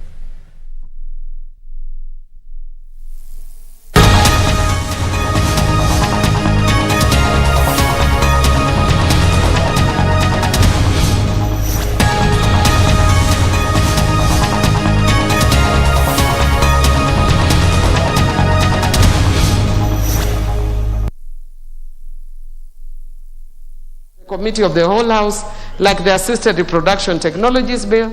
Then it can go to the Senate, and because Senate seems to be wanting things to do, at least they will have something. Then we will not be here discussing the Senate. At least they will have the bill and others to discuss, so that then we are not fighting, because assisted reproduction technology definitely is a mandate of the Senate. So the Senate will have something to discuss. So could the House Business Committee please work smart, okay, so that we focus on deliverables? I'm sure the leader, the majority whip has heard, is a member of the House Business Committee. He will definitely take your concerns. So let's move to the next order. Order number 13, motion. Report on the implementation status on an inquiry into complaints of environmental pollution by London Distillers Kenya Limited. That must be led by Honorable Richard Moitalelo Lekenta. Honorable Moitalelo Lekenta, sorry, Chairman. Thank you, Honorable Speaker. Honorable Speaker, I beg to move that this House adopts the report of the Committee on Implementation on its consideration of the implementation status of the report of the Departmental Committee on Environment and Natural Resources on an inquiry into the complaints of environmental pollution by London Distillers Kenya Limited, laid on the table of the House on Thursday, September 30th, 2021. Honorable Speaker, the Select Committee on Implementation is established pursuant to the provision of Standing Order 209, and its main activity or its main mandated role is to ensure that whatever Parliament passes, be it law, be it resolutions of any kind, be it petitions, must be implemented. And that is to ensure that this Parliament does not act in vain. This Parliament is actually there to ensure the aspirations of the Kenyan people are met. And this particular report is actually on the right to a clean and healthy environment. And it actually touches on the Athi River Basin, all the way from Athi River to the Indian Ocean. Honorable Speaker, the report therefore covers the findings of the Select Committee on Implementation on the status of the report of the Departmental Committee on Environment and Natural Resources on inquiry into the complaints as already enumerated. Honorable Speaker, the Departmental Committee on Environment and Natural Resources on an inquiry into complaints of environmental pollution by London Distillers Limited was tabled before the House on Wednesday, 29 August 2018, and it was adopted on 11th October 2018. Honorable Speaker, the complainant on this matter is a company called Elderman Properties Limited, and it actually brought that petition on behalf of the Great Wall Gardens Estate residents, and more people were actually affected by this, as I said, at the Athi River Basin. So it's actually a matter of national importance. In fact, the President himself actually alluded to the pollution that was causing a lot of damage upstream, downstream, which is causing not only livestock losses, but also there is a claim that it is actually causing deaths and cancer. Honorable Speaker, the Departmental Committee on Environment and Natural Resources actually set out some parameters to be met, and most of them were actually directed at NEMA. They are also directed at the Ministry of Environment and Natural Resources, London Distillers, NEMA, and the county government of Machakos.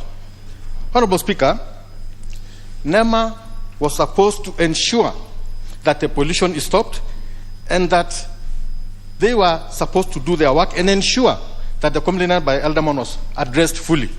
Honorable Speaker, unfortunately this matter took too long due to the arguments that were raised and the fact that the parties were actually adamant as far as their interests and positions are concerned. Honorable Speaker, we had experts.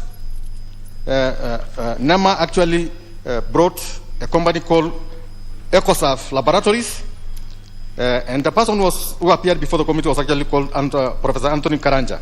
Elderman also brought an expert by the name of Patrick Adjuang. They also appeared before the committee. Physically, the ministry appeared, and several other stakeholders as set out in the report. Honorable Speaker, if I may just say, EcoServe, which was actually NEMA's consultant, reported that on effluent analysis, the parameters assessed included pH, temperature, total dissolved solids, biochemical oxygen demand, oil and grease, chemical oxygen demand, color, ammonia, and sulfides. The professor opined that only two parameters, color recorded in the range of 175, 320 mgpt stroke 1, and sulfide 2-4 milligrams -1 were found to exceed effluent standards for discharge in the public sewers. They argued that the said the pollution will actually be reduced in due course. The consultant actually was trying to give a clean bill of health to the said London Distillers. Honorable Speaker, their submissions by Edaman Limited intimated that LDK continued to discharge effluent into the environment. There was no state-of-the-art equipment, which was actually one of the requirements or one of the rules that was set by the Committee on Environment and Natural Resources, and that they said that this was not done, and that the purported state-of-the-art equipment installed to reduce pollution was actually a new distillation plant installed to increase the production of ethanol spirit, which at the same time increased the pollution to produce 150 millimeter cubic waste effluent daily. And there are no new equipment or machine installed to treat the waste effluent and aerobic processes. All technology, they were installed 10 years ago, as opposed to what LDK submitted to the committee.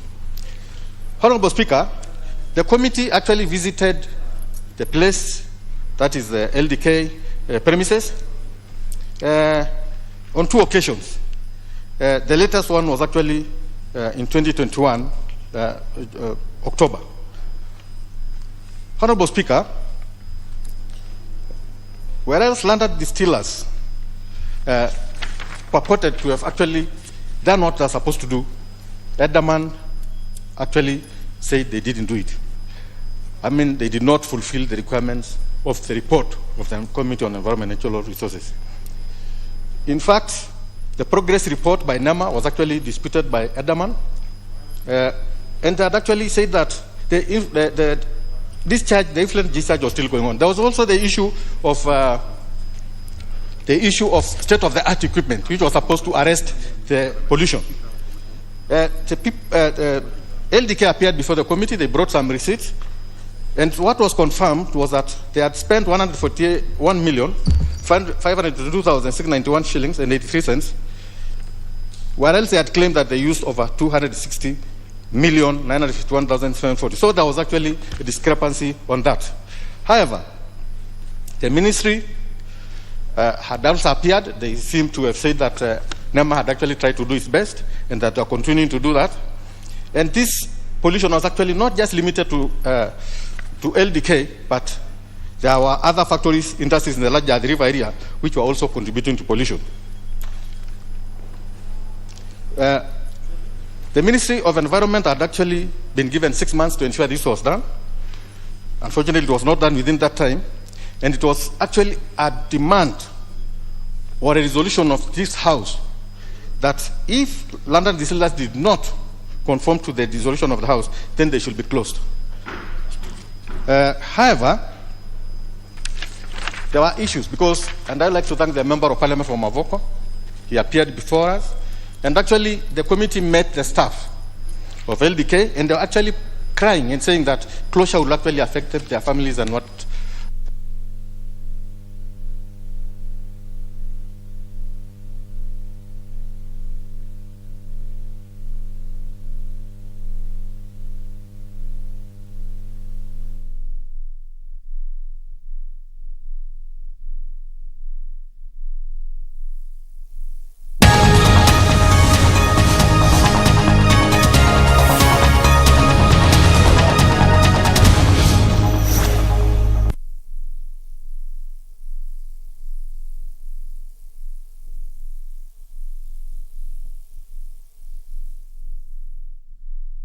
That the parties to the petition, LDK and the Elderman properties, should coexist harmoniously, as recommended by the Member Committee on Environment and Natural Resources. So they were to actually improve on the environment and ensure that it does not affect them.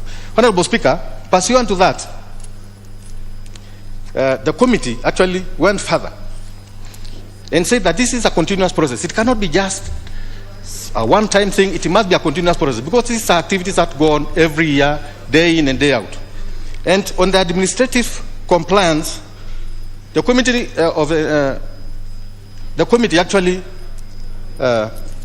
recommended as follows: that the National Environment Management Authority (NEMA) should ensure that London Distillers Limited continues embracing and adapting to emerging technologies to mitigate environmental pollution. In case LDK relapses on implementing the recommendation of the Departmental Committee on Environment and Natural Resources, then NEMA shall institute the necessary control orders, improvement orders, and consequently closure orders as recommended by the Parliamentary Committee on Environment and Natural Resources. That caused closure and the relocation of London Distillers Limited at the River Factory within 6 months. So if they do not comply, then I think that one should be enforced. The other resolution on the administrative compliance was that NEMA shall submit a satisfactory compliance report to the National Assembly after 60 days of the adoption of this report, and thereafter submit biannual progress reports to the Committee on Implementation. Failure to submit the reports, the committee shall enforce appropriate sanctions pursuant to Standing Order 2093 of the National Assembly Standing Orders. The committee is saying, even if this parliament is not there, the next parliament should continue ensuring that this issue is addressed and legislation should not relapse in doing its job. In addressing the above recommendation 2, the National Environment Management Authority shall, with consultation with all relevant stakeholders, identify additional affluence sampling points outside London Distillers premises. And 4, the National Environment Management Authority should continuously monitor and carry out periodic audits and compliance assistance programs to address the issues of environmental pollution in all industrial and mid-use zones in Kenya, to ensure that industries comply with the Environmental Management and Coordination Act 1999, attend regulations, and submit annual reports to the National Assembly. This is a very important issue because if NEMA does not continuously assess the way factories are working, then we are actually facing a catastrophe and which must be avoided at all costs. Honorable Speaker, further to the administrative issues, we also went further to look at the policy and legislative recommendations we actually brought forward. Honorable Speaker, as I had already hinted, the Parliamentary Committee on Lands of the National Assembly, in consultation with the relevant stakeholders, should put in place a policy and legislative framework to mitigate the obscured mixed land use conflicts and to promote sustainable development for the future. This is a very important issue because the particular area we are talking about was supposed to be an industrial zone. However, it seems like the Mavoko then county, I think municipal council or whatever, had actually, Machakos, had actually said that you can use both the place for industry and residency, and that is what is causing problem because these houses were actually constructed next to the factory and they were approved. Unfortunately, the pollution is affecting the residents, and it's very important that that one is mitigated. So we are also saying let the Committee on Lands liaise with the Ministry of Lands to ensure that there is adequate consultation on the zoning, and that also involves the Machakos County government. We have also said that the government, through the National Treasury, should reinstate the environmental impact assessment fees to help NEMA sustain operations, regular and random inspections, monitoring, equipping laboratories, and building capacity. I was made to understand that this actually fees was introduced because originally NEMA was actually paid fees commensurate to the cost of the projects. But somebody misadvised government that there was no need of that. So what it did was kill NEMA. It could not monitor. It could not follow up on these pollution issues. It could not follow on anything. And I think it was a terrible thing because the Treasury itself is not giving NEMA money.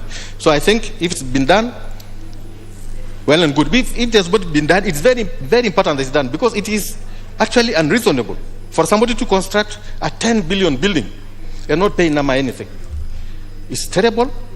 I think it was intentionally, it was earlier on intention to assist bring in investors. But you see, this is to the detriment of the NEMA and to the Kenyan people. We are actually giving free services to people who do not deserve, because these are people who bring in a lot of money and they should actually pay for the damage they do to the environment. Honorable Speaker, we have also recommended that in consultation with the National Environment Management Authority and the Ministry of Petroleum and Mining, the Ministry of Environment and Forestry should develop and forward to Parliament a draft policy to regulate the sulfur content in imported petroleum and petroleum products, including heavy-duty oil. This is because this is what is utilized in these factories, and it is actually the main pollutant. So it's important that the ministries concerned actually bring a policy regulation so that it can actually assist. This is actually informed by the fact that if you just let your citizens take in these destructive chemicals, then of course you are failing as a government. Honorable Speaker, the report is very comprehensive, and I think this Parliament, actually it's upon this Parliament to ensure the safety of the Kenyan people. Even if you want factories, even if you want economic empowerment of the Kenyan people or other investors, the health of the Kenyan people is paramount. Because if you pollute just because you want to please the people who are making money, then I think we are not doing what you are supposed to. So I'm urging this Parliament, this August House, let us be on the side of the Kenyan people. Let us support them on this one. Let the environment be clean. Let whoever wants to pollute it ensure that he cleans what he has done. And I think with that we can be able to proceed. I will also give my colleague, because they are here, and I beg to move and urge the House to adopt this report. And I now request Honorable Ososi, MP, to second. Thank you, Honorable Speaker. Honorable Ososi.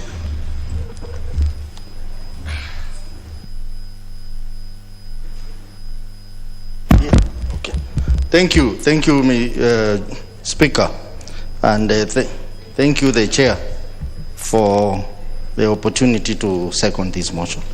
Honorable Speaker, I rise to second the motion that this House adopts the report of the Committee on Implementation on its consideration of the implementation status of the report of the Departmental Committee on Environment and National Resources on an inquiry into the complaints of environmental pollution by the London Distillers Kenya Limited, laid on the table of the House on Thursday, September 30th, 2021. Mr. Speaker, the issue of environmental protection is key. Just last week, we had a global conference of world leaders in Scotland, Glasgow, Scotland, discussing the issue of climate change. And you know, climate change is largely caused by pollution. So the issues of pollution are a key. The Committee of Implementation, our role is very simple.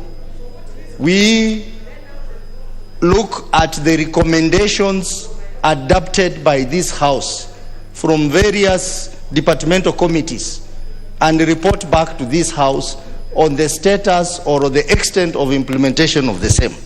So in this case, Mr. Speaker, we were looking at the implementation status of this report, which was tabled on this House on the 29th August 2018. And we have taken quite a long time to table this report to this House, largely because of back and forth between the parties involved.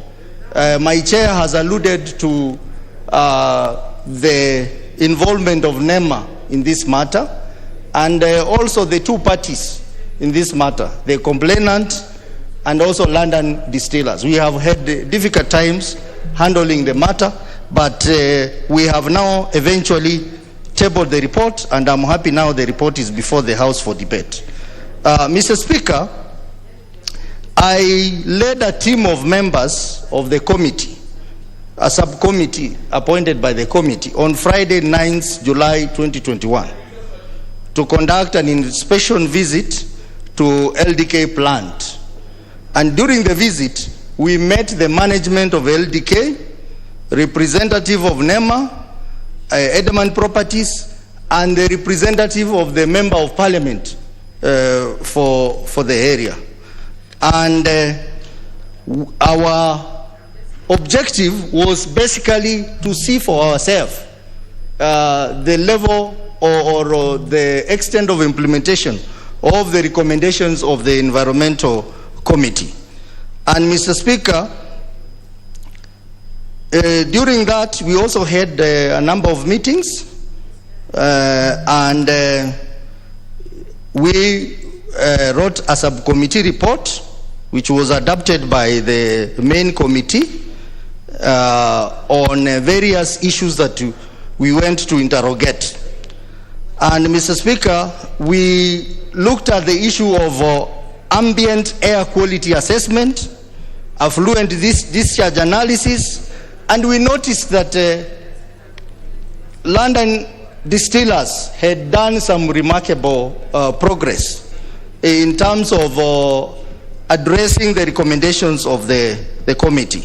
But there was still a big room of improvement. And also we noticed that the report given to us, as the chair has put up, on the financial investment, there were some discrepancies between the report given by NEMA and the report given by London Distillers. A discrepancy that we noted to be that NEMA gave us a figure of 260 million, whereas LDK gave us a figure of 141 million. So that we noted and realized that there was also a new plant that had been set up in the area with a potential of enhancing even the pollution. So what the committee is recommending is about...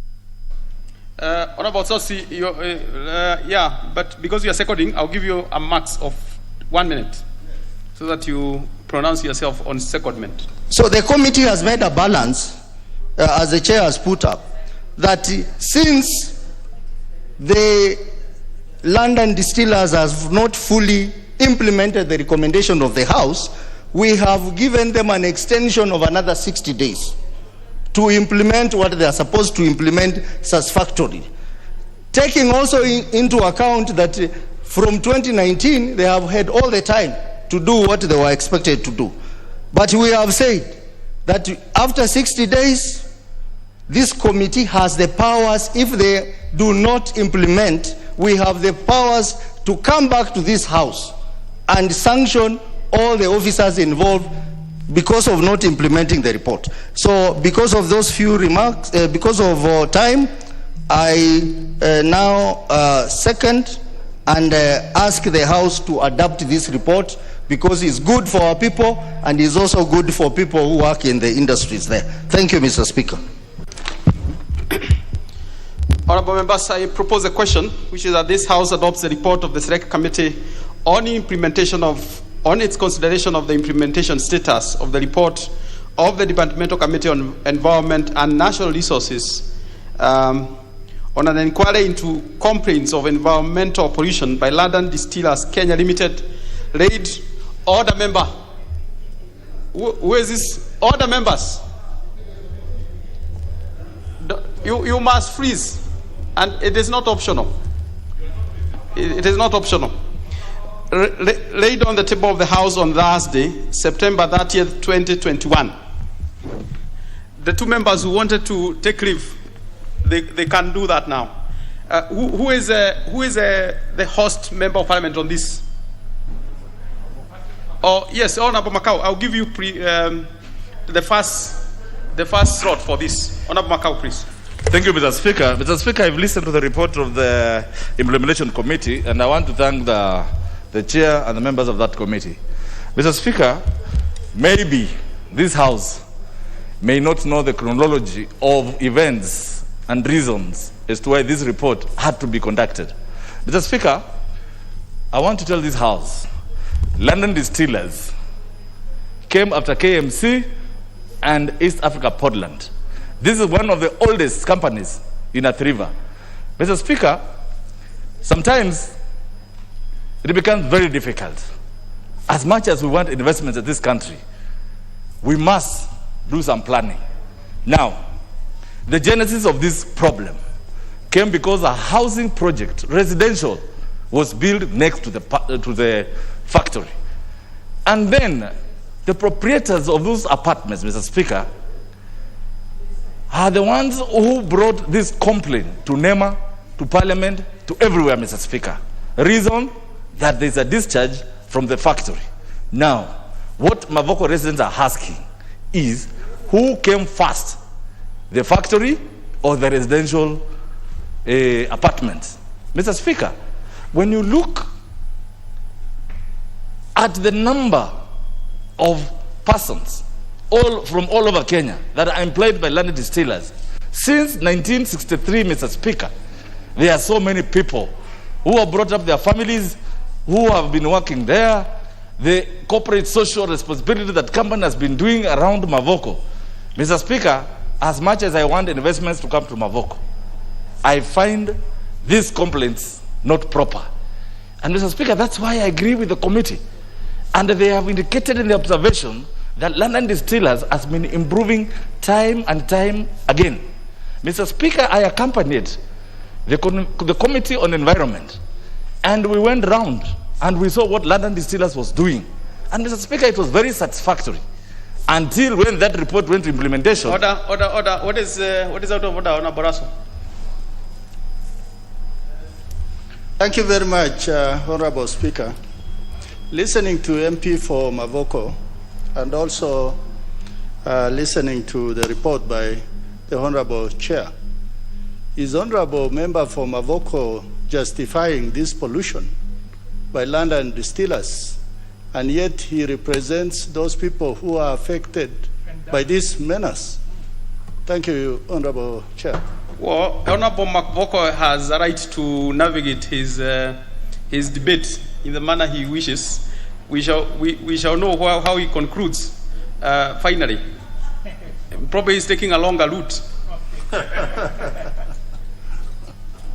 Mr. Speaker, the honorable member from Saku is always here complaining about bandits, about how his people are being killed, about how the administration is not taking care of his people. Mr. Speaker, Mavoko is about industries and factories. The reason why I'm standing here as a major stakeholder to this is that London Distillers is a major employer in Mavoko. And if it were to be closed, so many people will suffer.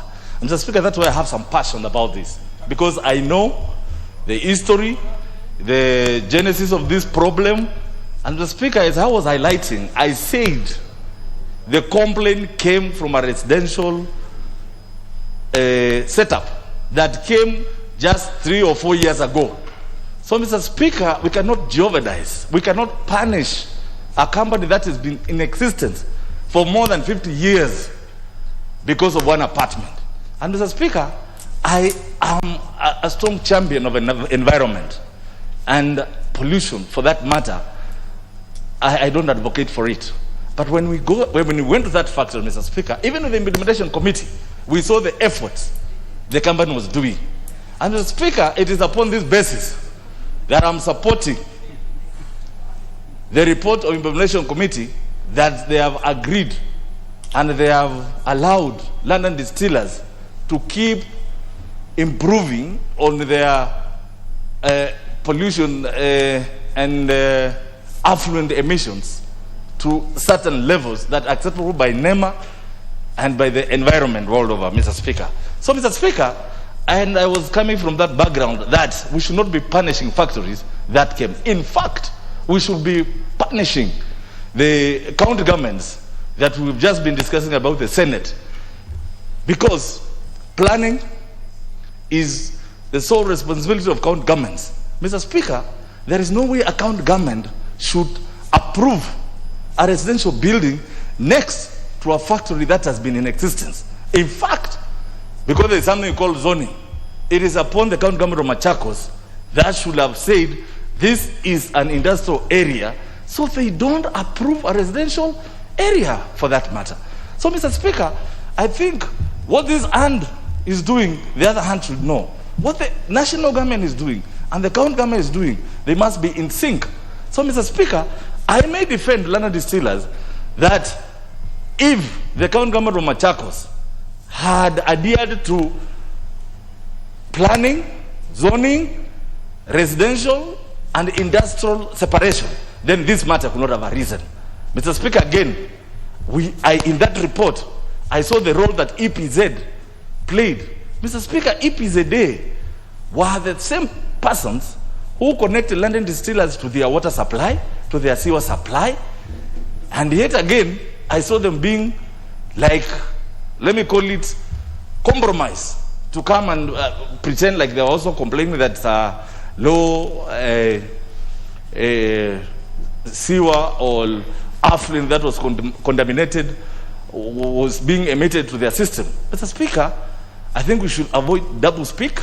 We should adapt this report the way it is, and the 6 months that the implementation committee has given to London Distillers, I think it's adequate, and I am sure because I have trust and faith in the management. London distillers will be up again, and of course, they are going to employ Kenyans, and they are going to help people recover from the COVID-19 pandemic effect. So, Mr. Speaker, I support this report, and I ask other members, please support this report. Mavoko is a cosmopolitan. Everybody lives in Mavoko. So it's not about my people. It's about Kenyans. So please, members, support the report so the London distillers may be alive and kicking. Thank you, Mr. Speaker.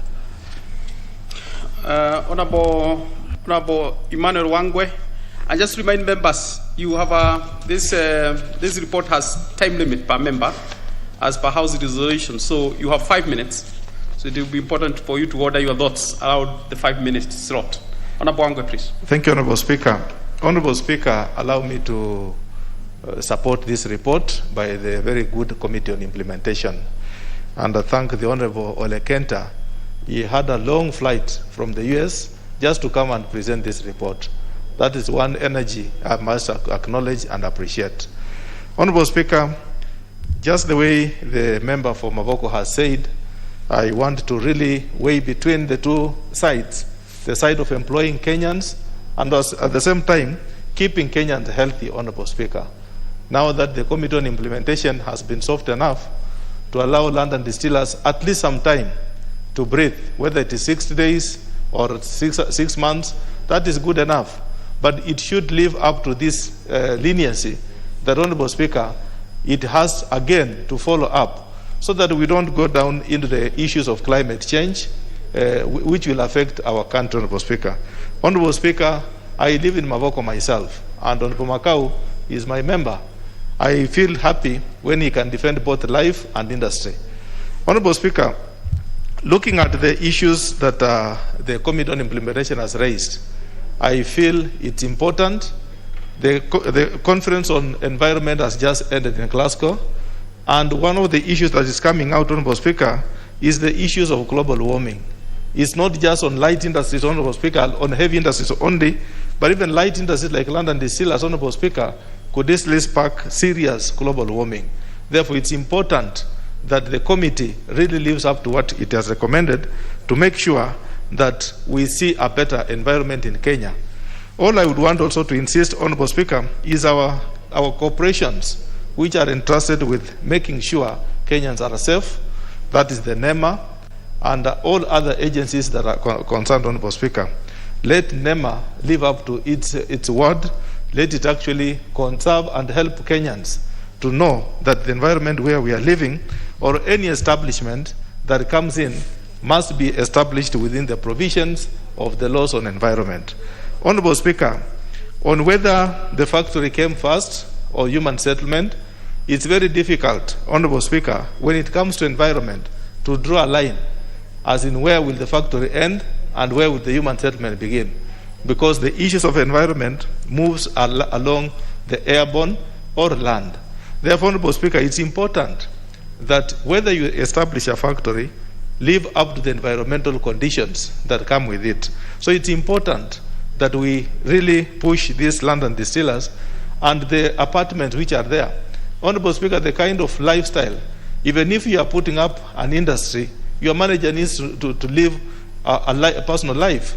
Personal life means you have to live in an apartment or in a proper housing, Honorable Speaker, for that matter. Therefore, it's important these people coexist. But where one wants to subdue the other, I think the hand of the government is important. It comes in so that we support the coexistence of both human life and the industrial investment. Honorable Speaker, otherwise, I'm happy with the report, and I'll be asking my colleagues together that we support the Committee on Implementation, not only on this one, and many more reports that it's doing, to make sure that our decisions on the floor are implemented to the latter. Thank you, Honorable Speaker, and I support. Honorable Onyango Oyo. Thank you very much, Honorable Speaker, for the consideration. Honorable Speaker, I've listened to both sides, and while I was listening, I was touched by the report, given that the scenario looks like an impression of what I have in the constituency. I have a company that mills sugarcane that came into force some 10 years ago and found schools operating, schools of disabled operating, and prisons operating. They have polluted the land so much, but each time we have complained, they say they are offering employment. So here we are between a rock and a hard place. There is the offering of employment, then there is life, human life that's affected by the discharge, careless discharge of substances. So I want to say that a lot of interest should be taken and a proper study should be taken to determine which one should leave the stage, because from the looks of things, the way I had it, I think one of them has to leave the stage, to exit the stage, so that we can have a makeable solution and the people living there can also enjoy their life. I am not aware, I'm not a member of this committee, and I did not find the time to look at the report very well. I think what caught my interest is the conflict of the employment offer and the disruption of normal life. Otherwise, I want to support the report. Thank you. Member for Saku, Honorable Raso. Thank you very much, Honorable Speaker. I want to remind my friend from Mavoko that wherever I will stand on the floor of this House, if there's insecurity in my place, I'll talk about it. And if there's negligence on the part of the government that is in power, I will talk about it. You are lucky at least you have some industries, because this government is looking after you. Honorable Speaker, we must take the issues of the environment very seriously. I was listening carefully to what Honorable Ososi said, the issue of climate change and its effect on not just this generation, but many generations after this. Before a factory is set up, there must be the issue of environmental impact assessment. It must be done. And in any case, if this factory has preceded the housing, then this particular factory must coexist within that environment by making sure that the effluent that is discharged will be discharged in a way that it does not pollute the environment. I thank the committee because they have given this particular company 60 days for them to have a certificate that they are able, within the shortest time, they are able to look after the environment.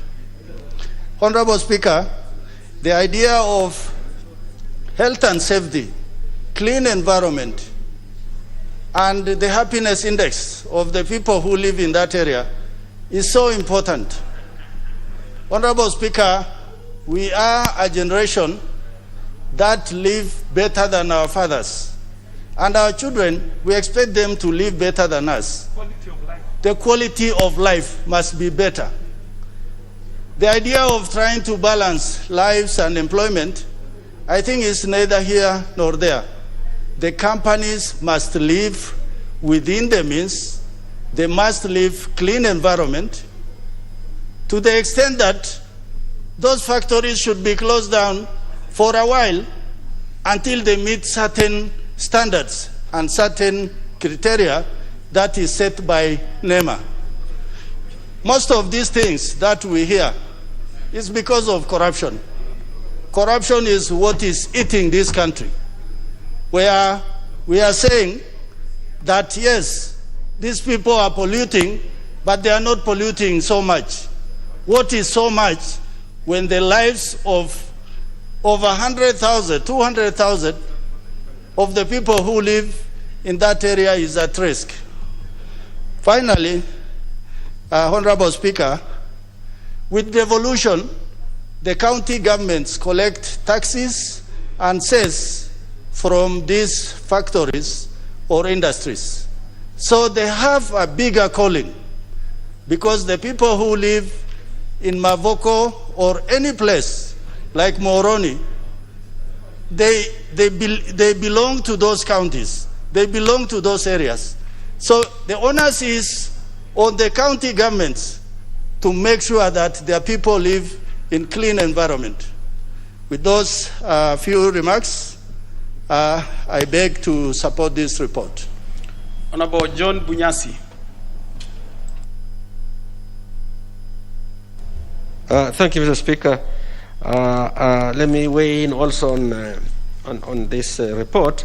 I want to thank the Committee on Implementation and the chairmanship of Mr. Mheshimiwa Ole Kenta. I was persuaded in his presentation that there was balance between the benefits of employment and the risks associated with pollution. And I thought that that is really a very good way of approaching it, because this is not a switch on, switch off type of thing. In many countries, the cost of transiting from where they are, for example, to an improved situation sometimes justifies a claim on public funding.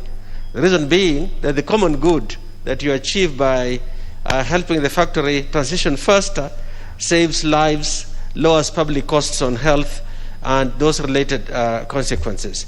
And also at the same time, because of the risk of loss of jobs, it determines which kind of timetables each country is willing to have.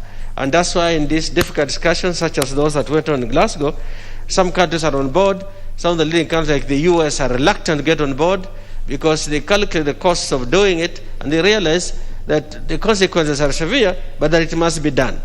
I think that balance is the important thing. However, I think the arguments that my very good friend and Member of Parliament Mavoko has raised, you need to think about it. Yes, the London distillers had been there for a long time, but the standards were quite low. Pollution standards were quite low. We in Western have the experience with Webuye Paper Factory that was very important for employment in the region, but whose discharges were a real problem. Although they made every effort to try and reduce the amount that was being sent in the river, but the air pollutions were going many, many kilometers away. 20 kilometers away, you could still sniff that at night.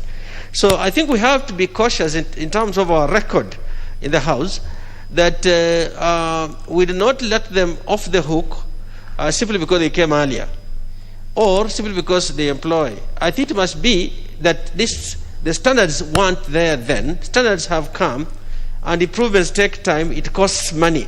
So it is a process. It's not a one-time event. I think with that approach, there may be areas in which the public sector, the county government and the national government might spend money in ways that are facilitating that transition. Because if we do treasure the jobs as we say we do, then it can justify public funds, at least from a socio-economic point of view, to help them transition faster. But I do not think that the location of other allowable industries or facilities like residential need to be blamed in any way, because it simply means nobody had raised the complaint at that time. The workers are too frightened to raise because they depend on that for the job. I want to urge the committee to be firm on the transitioning they are seeking. We also run a risk that industries that are associated with the colonial powers, not only for Kenya but in other parts of Africa we have seen, are more stubborn in dealing with these kinds of things. And I think the committee's balanced approach needs to be emphasized and ensure that it's implemented. Thank you, Mr. Speaker. With those few remarks, I support the balance. Number Waweru Keria. Thank you very much, Mr. Speaker, for this opportunity to contribute. And I want to first say a big thank you to this committee and also commend the chair for having taken time after a very long trip to very ably move a very important report this afternoon. Mr. Speaker, this is a good report and I want to support it. Mr. Speaker, there is someone who I want to associate myself with by the name of Barry Commoner, who says that environmental pollution is an incurable disease. We can only prevent it. When some of these things we call degradation of the environment happen, they are irreversible, Mr. Speaker. So even when we want to get into a conversation between the profits that are being made and the employment that is being done and the degradation that is being occasioned, we have to associate ourselves with Mr. Mahatma Gandhi, who says that enterprise without ethics is actually one of the 7 deadliest sins, Mr. Speaker. So, Mr. Speaker, I stand here knowing that the London distillers we're talking about are actually perennial offenders, not only of environmental degradation, but also bullying communities that they live and reside with. It cannot be a question of who came first, because even if the London distillers came before the residents who settled there, they still have to practice ethical business and more importantly, protect our environment, Mr. Speaker. Mr. Speaker, by 2019, we were being told that we are having more than 5,000 deaths, abnormal deaths, what you call premature deaths caused by environmental degradation. And this is air pollution alone. And this is 2019, 1 year alone.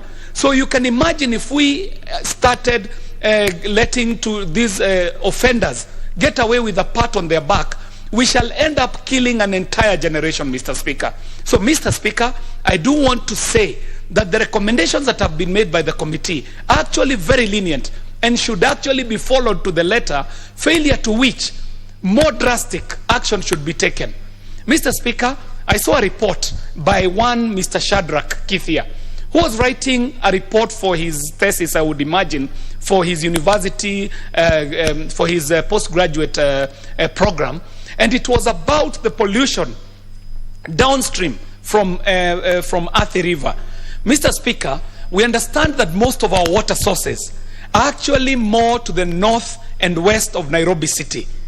And we are being told that the moment you get to Athi River City, the water quality degrades to such a level that the water that is flowing in that river is poisonous.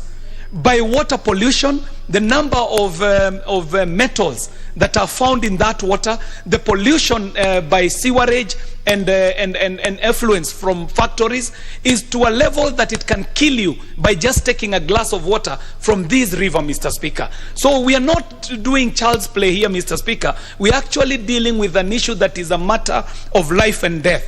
Mr. Speaker, we've got to understand that natural resource depletion, the environmental pollution, high poverty rates, and rising unemployment are all issues that come into play because, as we are seeing from this report, Mr. Speaker, that even if we are waiting, what is more important, I think human life is a bit more important, and it comes right at the bottom of Maslow's hierarchy of needs. When we are talking about the needs that a human has, the human has to be alive first before they even have those needs. So it is a matter of life and death that we are dealing with, Mr. Speaker. Mr. Speaker, finally, I would like to mention that, yes, business can be done, but businesses can do good while they are doing good business. London distillers will have to actually step up to the plate, and even as they are doing good business, they will also have to be good neighbors, but also protect our environment, Mr. Speaker. Mr. Speaker, I do support the report. I commend the report. It is more than timely. It is urgent. In fact, it was urgent many, many years ago. Thank you very much, Mr. Speaker. Honorable Odoyo, Member for Nyando. I thank you very much, Honorable Speaker, for the opportunity, and also in equal breath thank my committee, the Committee on Implementation, for coming up with this most incisive report. Honorable Speaker, this report could not have come at a better time. The world has converged in Glasgow under the aegis of COP26, majorly to look at the environmental issues with a view to addressing global warming and many other challenges that the impurities of the environment bring.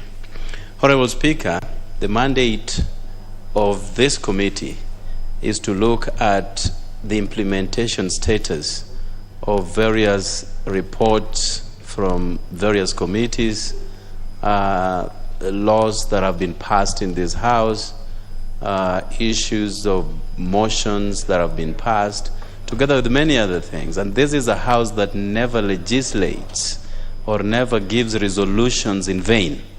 They have to be implemented to the letter, upon which our work in this House would be useless.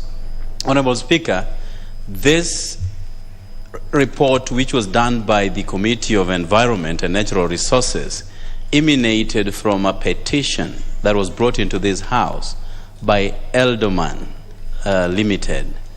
Elderman has several houses under the name of Great Wall Apartments, and they border London Distillers Kenya Limited. And because of the discomfort emanating from London Distillers, they made a petition to this House that sent the Committee of Environment to look at in-depth issues pertaining to those environmental matters. Honorable Speaker, our committee then was seized of this matter to carry out a comprehensive appraisal on the implementation status of this kind of report. I was privileged to be part of that team that visited London Distillers Kenya Limited, and also in equal measure spoke with a few residents of the Great Wall Apartments, Honorable Speaker. Whereas we would be very quick to say they have provided jobs and a matter of between the egg and the hen, which one came first. Environmental issues are matters that can never be joked around with, because we have seen cases where abortions have been perpetuated by wrong environments or impure environments. People have fallen ill. People have, encountered several medical challenges courtesy of impurities of our environment. And therefore, when people have created a habitation in an area, we do not then move to ask who came before who. It is only incumbent upon these bodies, particularly London Distillers, to look at the matters that came from the Committee of Environment and implement them to the letter, Honorable Speaker. One of which was to come up with a state-of-the-art issues to do with cleaning their wastes, Honorable Speaker. When we visited and the London Distillers, in their own wisdom, accepted that the implementation levels haven't been done to the letter as was decided by the Committee on Environment.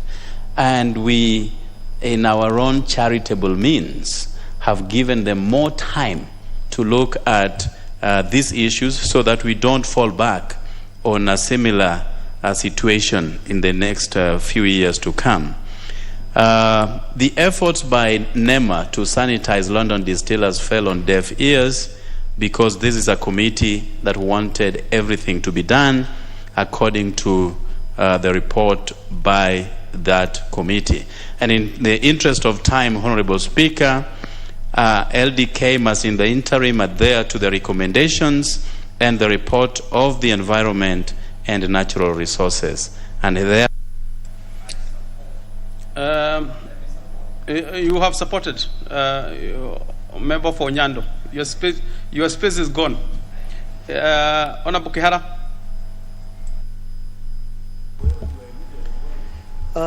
Thank you, Honorable Speaker, for giving me this chance to also support. And right on the onset, I would like to tell the House that I was privileged also to be part of the team under the Committee of Environment that was looking into the matters of LDK and Edelman and the entire area that the two find themselves in. Honorable Speaker, I would like to say that I'm also privileged to be a member of the implementation committee, and I was also part of the team that visited LDK to see the levels of compliance to the report that had been done by the Committee of Environment, for which I was also part of. Honorable Speaker, I would like to say that what we found at LDK when we went there for the first time was deplorable. And indeed, we even wondered whether NEMA was being able to really look into the issues that are really required to see the factories and industries that are around that area, whether they are complying to environmental pollution. Honorable Speaker, when we visited, we did come up with certain issues that needed to be looked at. Key to them was that the LDK must invest in the state-of-art equipments that will improve their production and also ensure that they can reduce their environmental degradation in the area. And Honorable Speaker, when what we saw and the reports we received from experts who are versed to the information that was required, was that they were already past the requirement and the threshold that was required. They cannot be 100, they were perhaps not 100%. And to say that any industry, Honorable Speaker, can be 100% non-pollutant is impossible. Even if you go to the first worlds of this country, you cannot have industries that are 100% non-pollutants. And because we need them and we have to live with them, what we require is to ensure that this is a continuous process. And I'm happy to say, because my chairman did allude to this, that in our recommendation we have said this is a lifetime commitment. We need to ensure that we can inculcate a culture of ensuring that we are actually improving our environment. Honorable Speaker, the other issue we also realize is that Mavoko is fast becoming an industrial zone. We have a lot of companies there. We have steel manufacturers. We have almost, I think, 4 or 5 cement factories in that area. We have tanning factories and many other industries that are coming up in that area.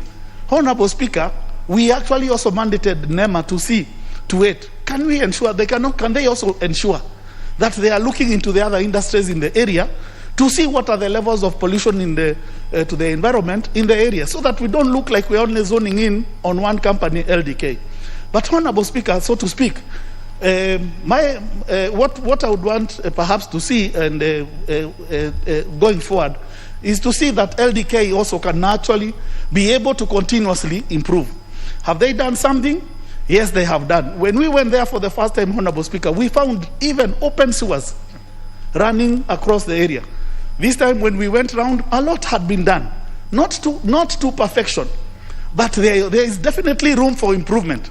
But there is not room for us to say that now we can actually say that these people are not doing what is required. For me, this is a lifetime commitment. Let us see them continue being encouraged, because as the area member of parliament has said, this is a company that is really employing a lot of people and also generating a lot of wealth for this country and even taxes. But beyond that, environment is a must, particularly at this time when we have come from Glasgow. We must see to it that environmental pollution in this country is reduced to a minimum, and we must adopt to the new technologies that are coming. Work with the other countries all over the world to see to it that we can continuously improve. We hope that even NEMA can continue to be supported to be able to do their oversight roles. Thank you, Honorable Speaker.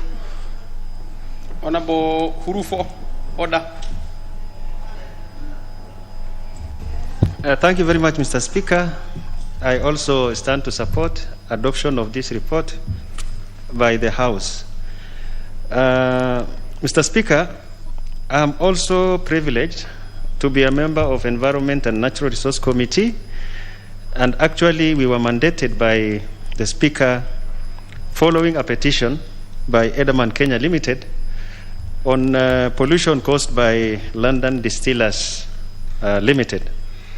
Mr. Speaker, I want to agree with Honorable Kihara that when we visited the factory in 2018, we were shocked. We could not imagine that such a factory could be allowed to operate in our country. And we were told actually a year earlier, prior to our visit, it was shut down. And therefore, when we sat, we visited, we verified, the facts on the ground, we realized that we needed to come up with very clear and strong recommendation. Clean environment is a must. It's also a constitutional right for Kenyans to enjoy clean environment. Mr. Speaker, I'm also privileged to be a member of the committee which is mandated to make follow-ups and ensure that recommendations by departmental committees are implemented to the letter. And therefore, I also happen to be a member of the subcommittee led by Honorable Sotsi, which visited that factory recently. The fact of the matter is that there is tremendous improvement. During our first visit, there was open sewer, and waste from the factory were just flowing into the river, and the factory was dependent 100% on fuel which had high sulfur content. And actually there was very foul smell. We could hardly breathe during our first visit. But on our recent visit, we realized that we appreciated a lot of things which were not there before had taken place. Notable among which is a plant for generating biogas as a source of energy from the waste generated by the factory. And we also realized that the foul smell which was there then is not there anymore. It is tolerable. Now, we had a lot of challenges, even as environmental committee, because every time we mandated NEMA to carry out assessments internally or using pre-qualified laboratories, the reports used to be disputed by the petitioner. It reached a point where we forced them to work together. NEMA, the three parties, NEMA, LDK, and also EDAMAN. Mr. Speaker, I just came back from Glasgow last night. I was also privileged to be a few members who are nominated to represent the National Assembly in the Kenyan delegate. The world is moving towards net zero carbon, meaning that you actually try to come up with technologies to ensure that whatever is generated, whatever emission is made, you have a way of capturing it, so that the net release of effluents to environment is zero. Unfortunately, these technologies are very expensive, but having said that, we need to encourage London Distillers Kenya Limited to keep on improving.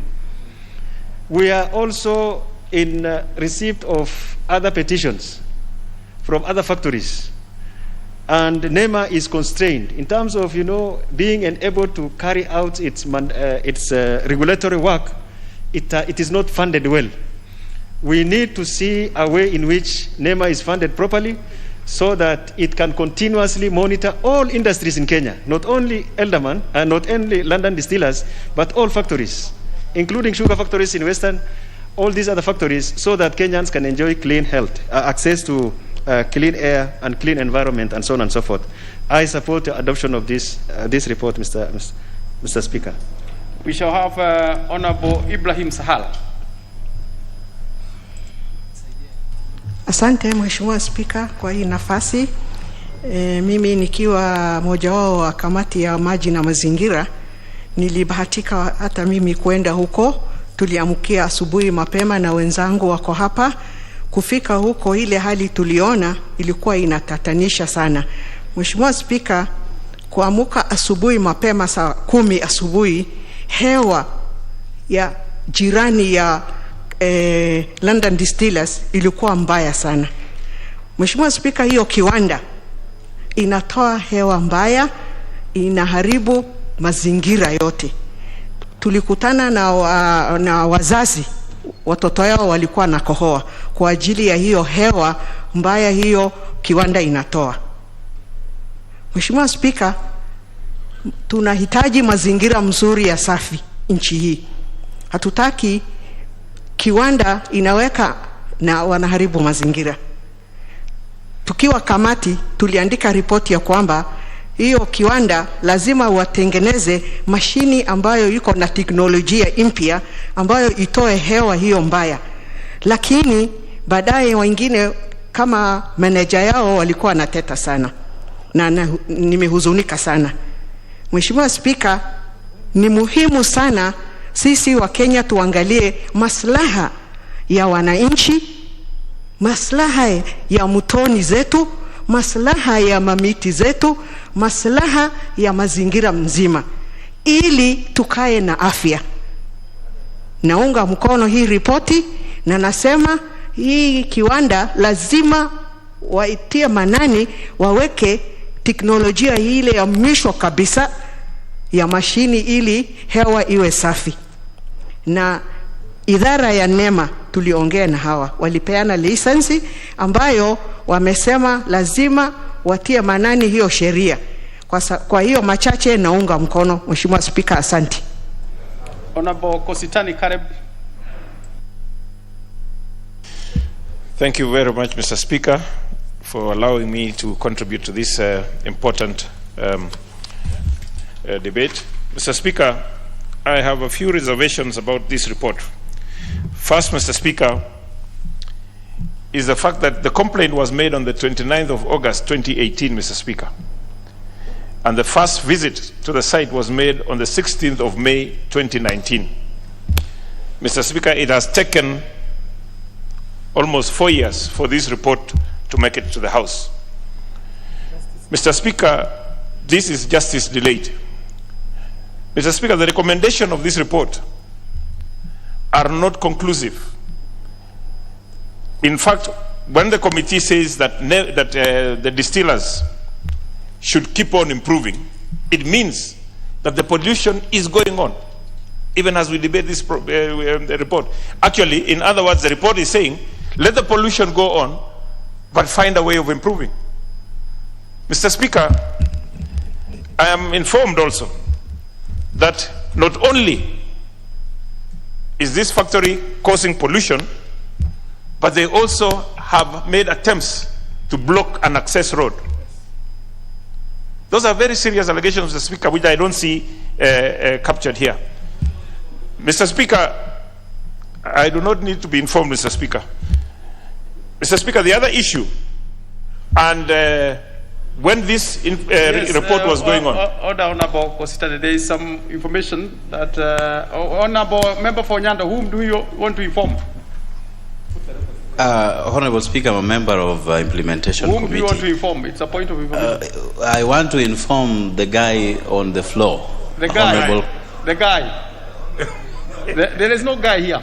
Who is, give a member for Nyando the mic. Honorable Kositani, who is also my friend. Okay. This is a matter that has been handled by two committees. Member for Nyando, wait. Honorable Kositani, you seem to be friends. You want the information from your friend, Honorable? Well, we are good friends, and I like his English accent, so let me listen to him. Yes, member for. Well, I do not want to entertain him with my linguistics, but anyway, this is a matter that has been handled by two committees. It was brought before the Environment and Natural Resources Committee, and there is usually a procedure upon which reports are made and visitations are made, and that takes quite substantial amount of time, Honorable Speaker. By the time the matter was coming to us, it had been 2 years, and we quickly moved on the stage to address this anomaly emanating from lack of implementing those that were resolutions of the Environment Committee. So, Honorable Speaker, it is not 4 years, as my good friend would allude. It is a matter of a few months upon which we went on the ground, collected necessary data, and today we are here presenting this report. But suffice to say, Honorable Speaker, There are many, many reports that come under our purview, and we have to address them as such. Be careful, so that you don't have a second debate on this, on debating the report. I'm sure, Honorable Kositane, that information is helpful to you. Never mind the linguistics of the member is of another level. That must be. Yes, his linguistics are very very commendable, Mr. Speaker, and I don't know whether he pushes it or it's real, but we'll find out with time. Mr. Speaker, clearly these distillers have committed a very serious environmental offense. This report should be recommending, and the committee should have gone further to find out what casualties have they caused, what are the damages that have been caused, and computed them and pushed for compensation, Mr. Speaker. We cannot allow that a factory of this magnitude, that even though they may be employing Kenyans, yes, at what expense are they employing Kenyans? At what expense do we have to tolerate such? Mr. Speaker, at one time, I remember very well, not that I was following this keenly, there were serious allegations made against the committee by the owners of the distillers. Very serious allegations. And the members of that committee are aware. And now you see that the committee is trying to massage this thing by saying that they can continue, and they have improved, and we have visited. Mr. Speaker, I stand to oppose. We need more serious action on this. Thank you, Mr. Speaker. Yes, let's have Honorable Washeri.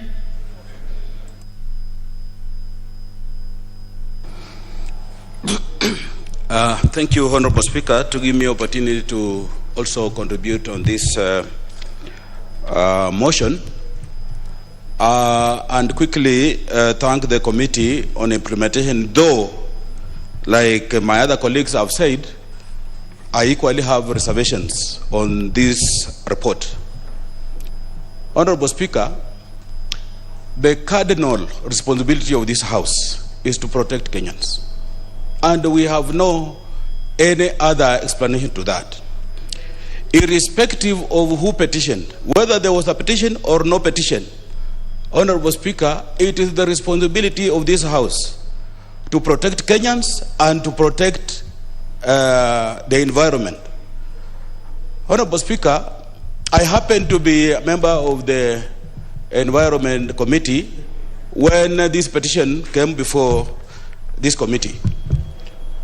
And I really expected, Honorable Speaker, that members of the Environment Committee should have been in this House when we are debating this implementation report. Because the ones who are here, the ones I had comment, Honorable Olufo and Honorable Kiara, were members of that committee, but they also happen to be members of the Implementation Committee. Therefore, there could be an element of conflict of interest. Honorable Speaker, I want to say, and quickly, that we are seeing three bodies of government fail.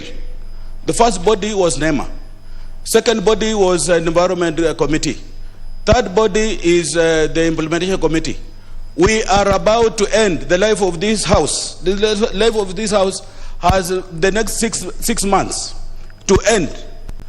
Now, I don't know the fate of this report and the fate of the people that are directly affected by this pollution. Order, Honorable Washeri. Order, Honorable Washeri. What is it, Honorable Kenta? I like maybe to tell the members that before they throw us passions, they should read the report. This report came to us. The Committee on Environment had actually given recommendations, and they had given these people time to improve on the pollution aspect. And they did. And the last meeting, where there was a subcommittee, involved. I'm trying to be clear what is out of order, or is it information? Yes, it's actually trying to mislead Kenyans. That's, misleading. If you can read the report, you will find that the last visit involved Edaman, who was the complainant. It involved NEMA. It involved LDK. Everybody was involved, and the input was actually by everybody. So you cannot say the committee has not failed anybody, because this is the way it is as we are talking now. This is, and I think you better read the report before you just throw aspersions on the committee or on Parliament, please. Don't talk to Honorable Asheri directly. Do that to the Speaker. Yeah. But the Honorable Asheri, probably you are guided. Yes, I have not seen the kind of guidance the chairman has given me, though he's my friend. I've taken what he has said.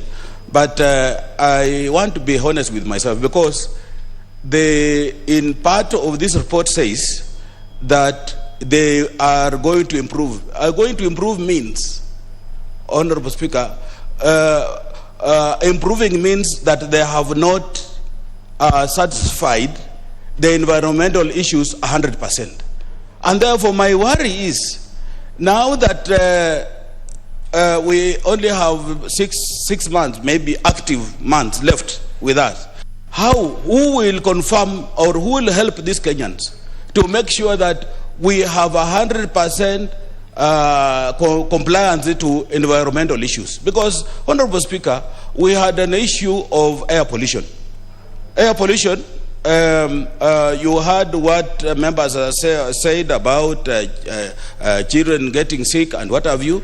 We had the issue of also water that is discharged from the factory, and we put a condition under the Committee on Environment that the 2 bonds must be introduced in series, and then live marine must be introduced in those bonds, so that when we confirm, when we have a living fish in those bonds, then it automatically confirms that there is no pollution in the discharge that the LDK factory discharges. Therefore, Honorable Speaker, as I conclude, I am a very worried man that we have not done enough for Kenyans, and that even the Committee of Implementation, which was meant to implement the recommendations set out by the Committee on Environment, we have not done enough, and I wish to oppose this report.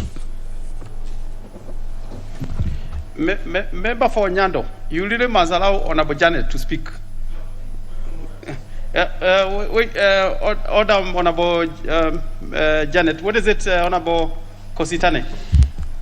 Mr. Speaker, I have just collected this report from there, and I'm looking at the last page, which is the signatures, the adoption of the committee. Mr. Speaker, I can only see only 4 members are signed to adopt this report. Is that in order, Mr. Speaker? Is the report properly before the House? Yes. What on that, Honorable Kositane? In fact, the chair can sign himself. The chair himself, the chair can sign on behalf of.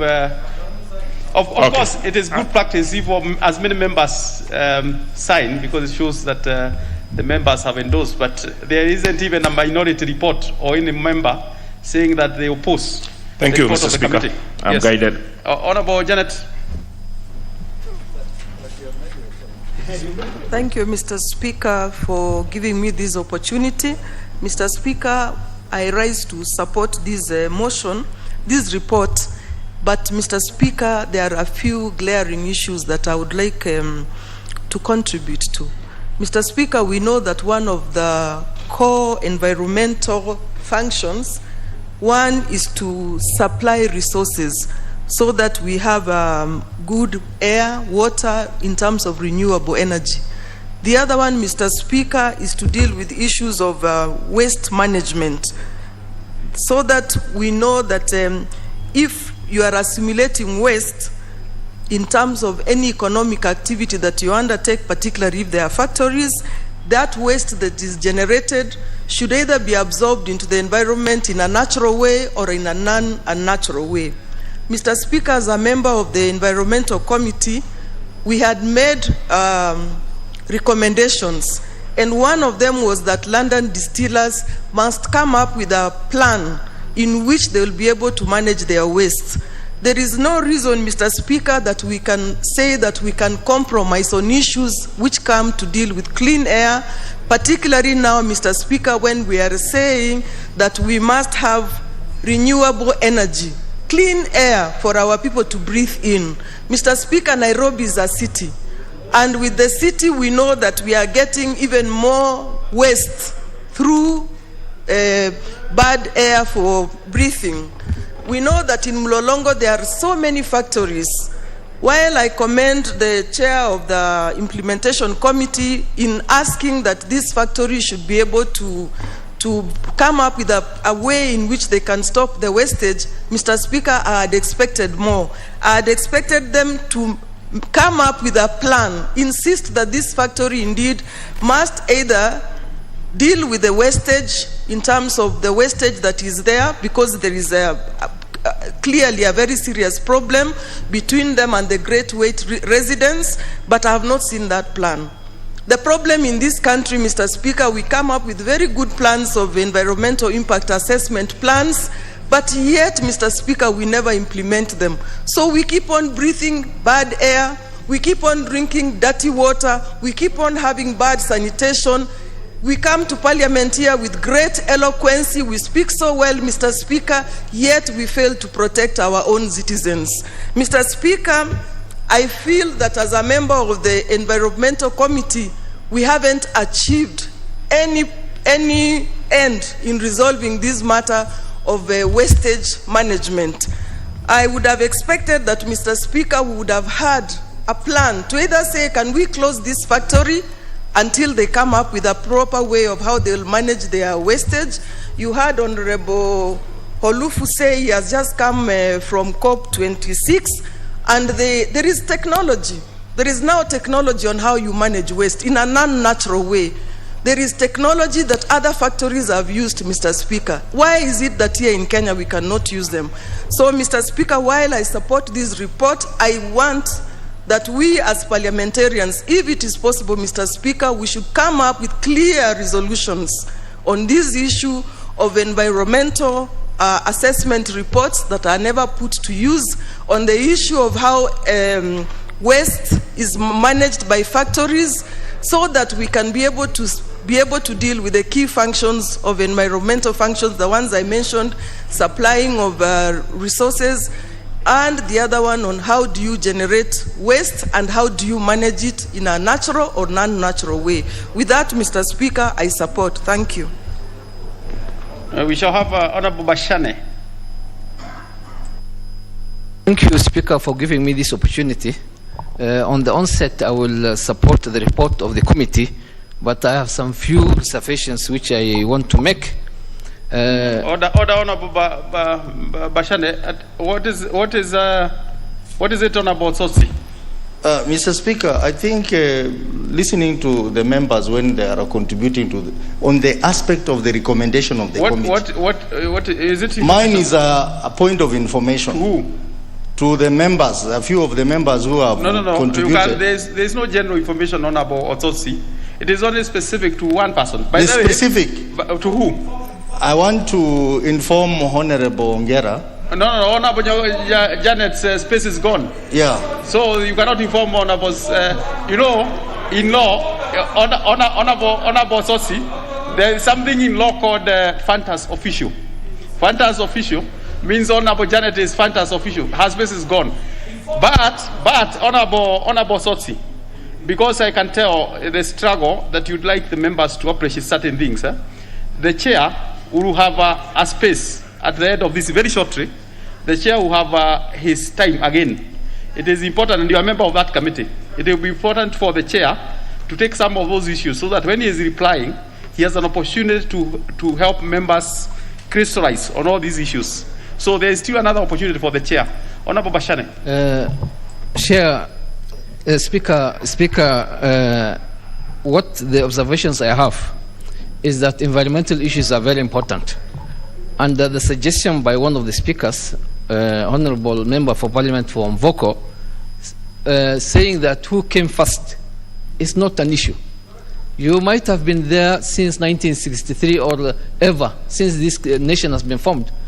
But if you are contributing to the damage to the environment, that's a very serious matter. And we did not take that issue lightly. Speaker, this name that we are damaging the environment or giving environment a bad name or a bad way will affect us globally. Even the produces which we produce, this is a global village, and we might be mocked for not looking at the environment very well, and that our produces which we produce to other countries might be looked at a very serious matter, and it will affect us in a bigger way. Not on the matter of employment he's talking about. Even on the matter of employment, the contribution which the London distillers are giving, they might give jobs to the people, but the people whom you are employing, if they are sick, they cannot be able to work. And it's a very bad precedent for the committee to talk on issues like that. Last but not least, if I look at the observations made by the committee, the complainant, Elderman Properties, mentioned that even the progress which the committee is talking about, they observed that the new plant was aimed at increasing production capacity and not addressing environmental pollution concerns. And that is an observation which the committee has made. I will rest to my case there. Thank you, Chair, Speaker. Honorable Nyikal. Thank you, Mr. Speaker.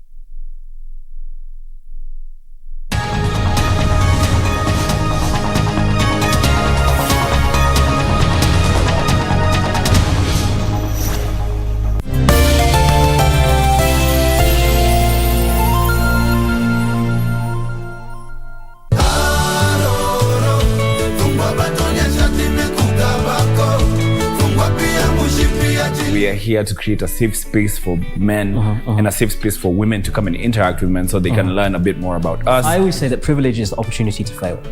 And that's what I want to give my kids, like the opportunity. You can fail 100 times, I'm here, like it's fine.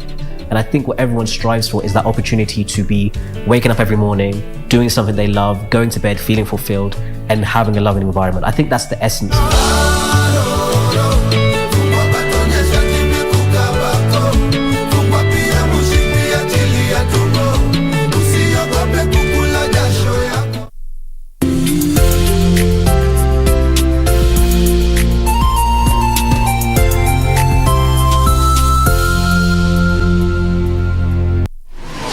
Log on to the KBC website at www.kbc.co.ke to get the latest breaking news, entertainment, sports, politics, lifestyle or business trends from Kenya and around the world. Never miss new episodes from your favorite TV shows, reruns and movies. Just stream online or watch live on your YouTube channel at KBC Channel 1 TV shows. For the day's biggest stories, trustworthy news and family entertainment, log on to KBC Channel 1. Watch what you want anytime, anywhere. Mulituita na tukaitika.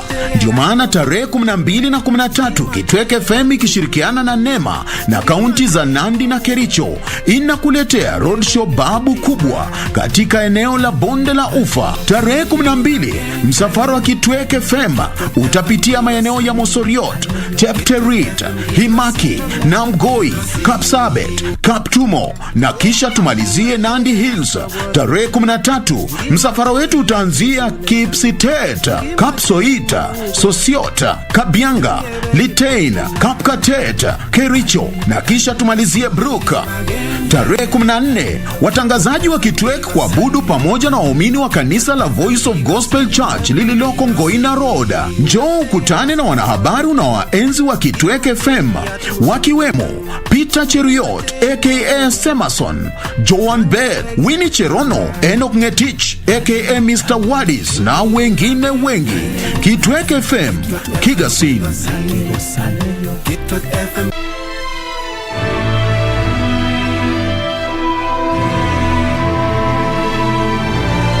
Majesty, the human heart is fickle.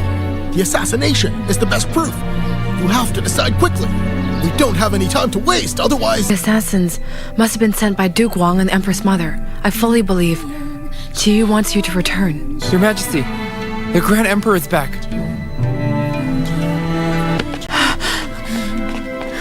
Yuxia, I'm not dreaming, am I? You've really come back. His Majesty is back. Isn't Prince Cheng planning to hand back the throne?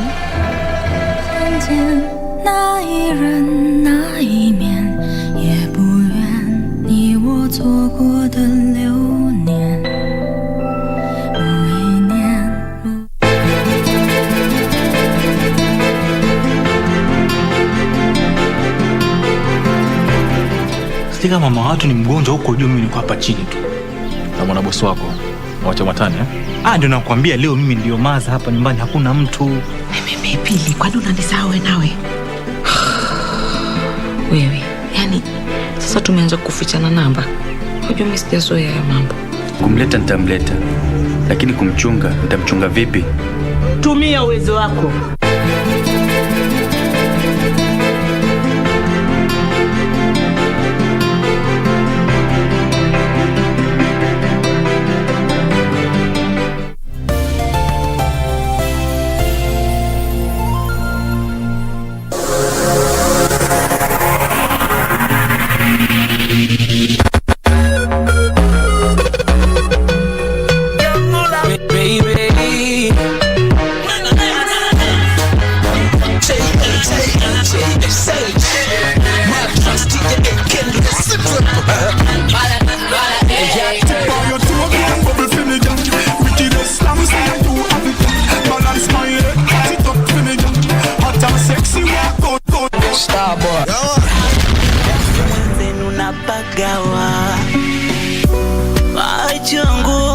Yamekutazama wewe, mboni yangu peke yangu imekuona wewe. Oh baby, bado nakuwaza wewe, usije nifanya mutaji ukaniuza wewe.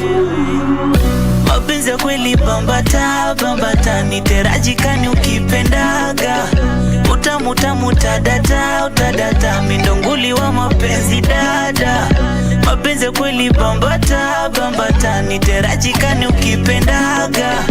Utamu tamu tadata utadata, mindonguli wa mapenzi dada. Nishaumizwa nawe, chunga usijeliza. Haya mapenzi bana, naomba chunga usijeliza. Nishaumizwa nawe, chunga usijeliza. Haya mapenzi bana, naomba chunga usijeliza.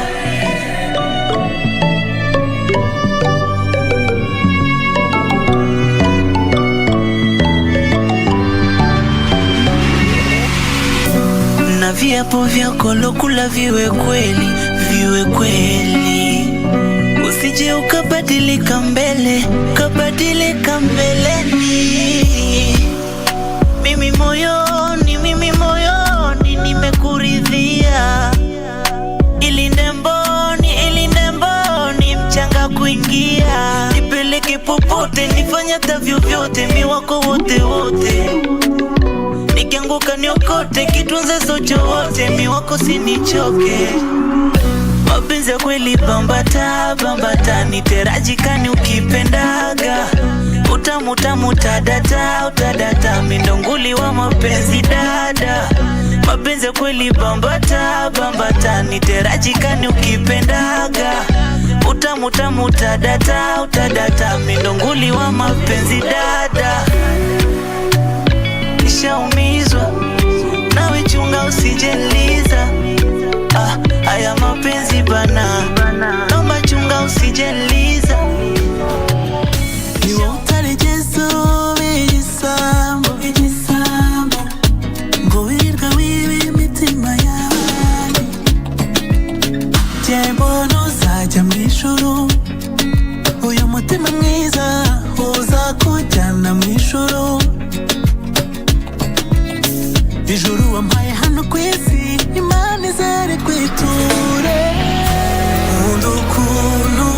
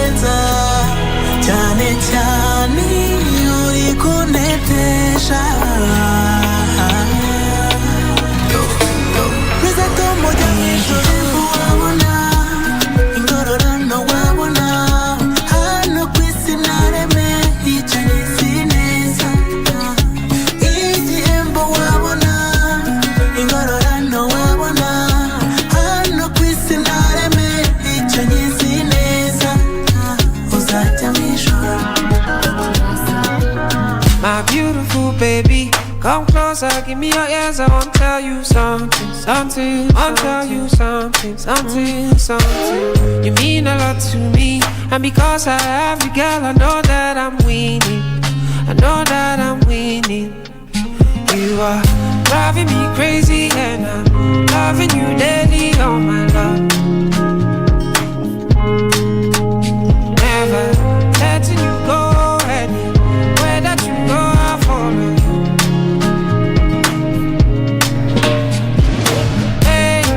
Know that I'm not crazy. You know that I'm not lazy.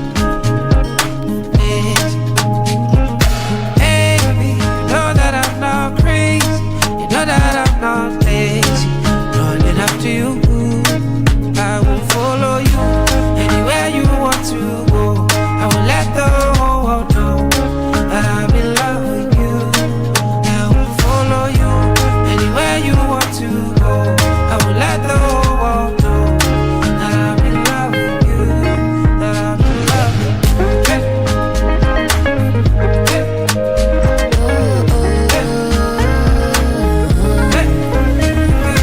Work that thing, oh nana. Treat me like you want true lover. There's nothing will go make me leave you. Nobody will love me, reach you. The way you pumping me alive, you keep my dreams alive. Never, never, never, never, never will I ever let you slide. Oh baby, my baby, there is something that you need to know. I'm in love with you, yeah. Oh baby, my baby, there is something that you need to know. I'm in love with you, yeah. Baby, you know that I'm not crazy. You know that I'm not lazy. Baby, you know that I'm not crazy. You know that I'm not lazy. No. I will follow you anywhere you want to go. I will let the whole world know that I'm in love with you. I will follow you anywhere you want to go. I will let the whole world know that I'm in love with you. I'm on a rhythm and blues. As on my ways make me rocky better. Cause I'm a baby na cruise. Cause I don't take for streets to tire. And many boys don't toast me tire. Nobody do me cara cara. Nobody baby but you. Can't you see the butterfly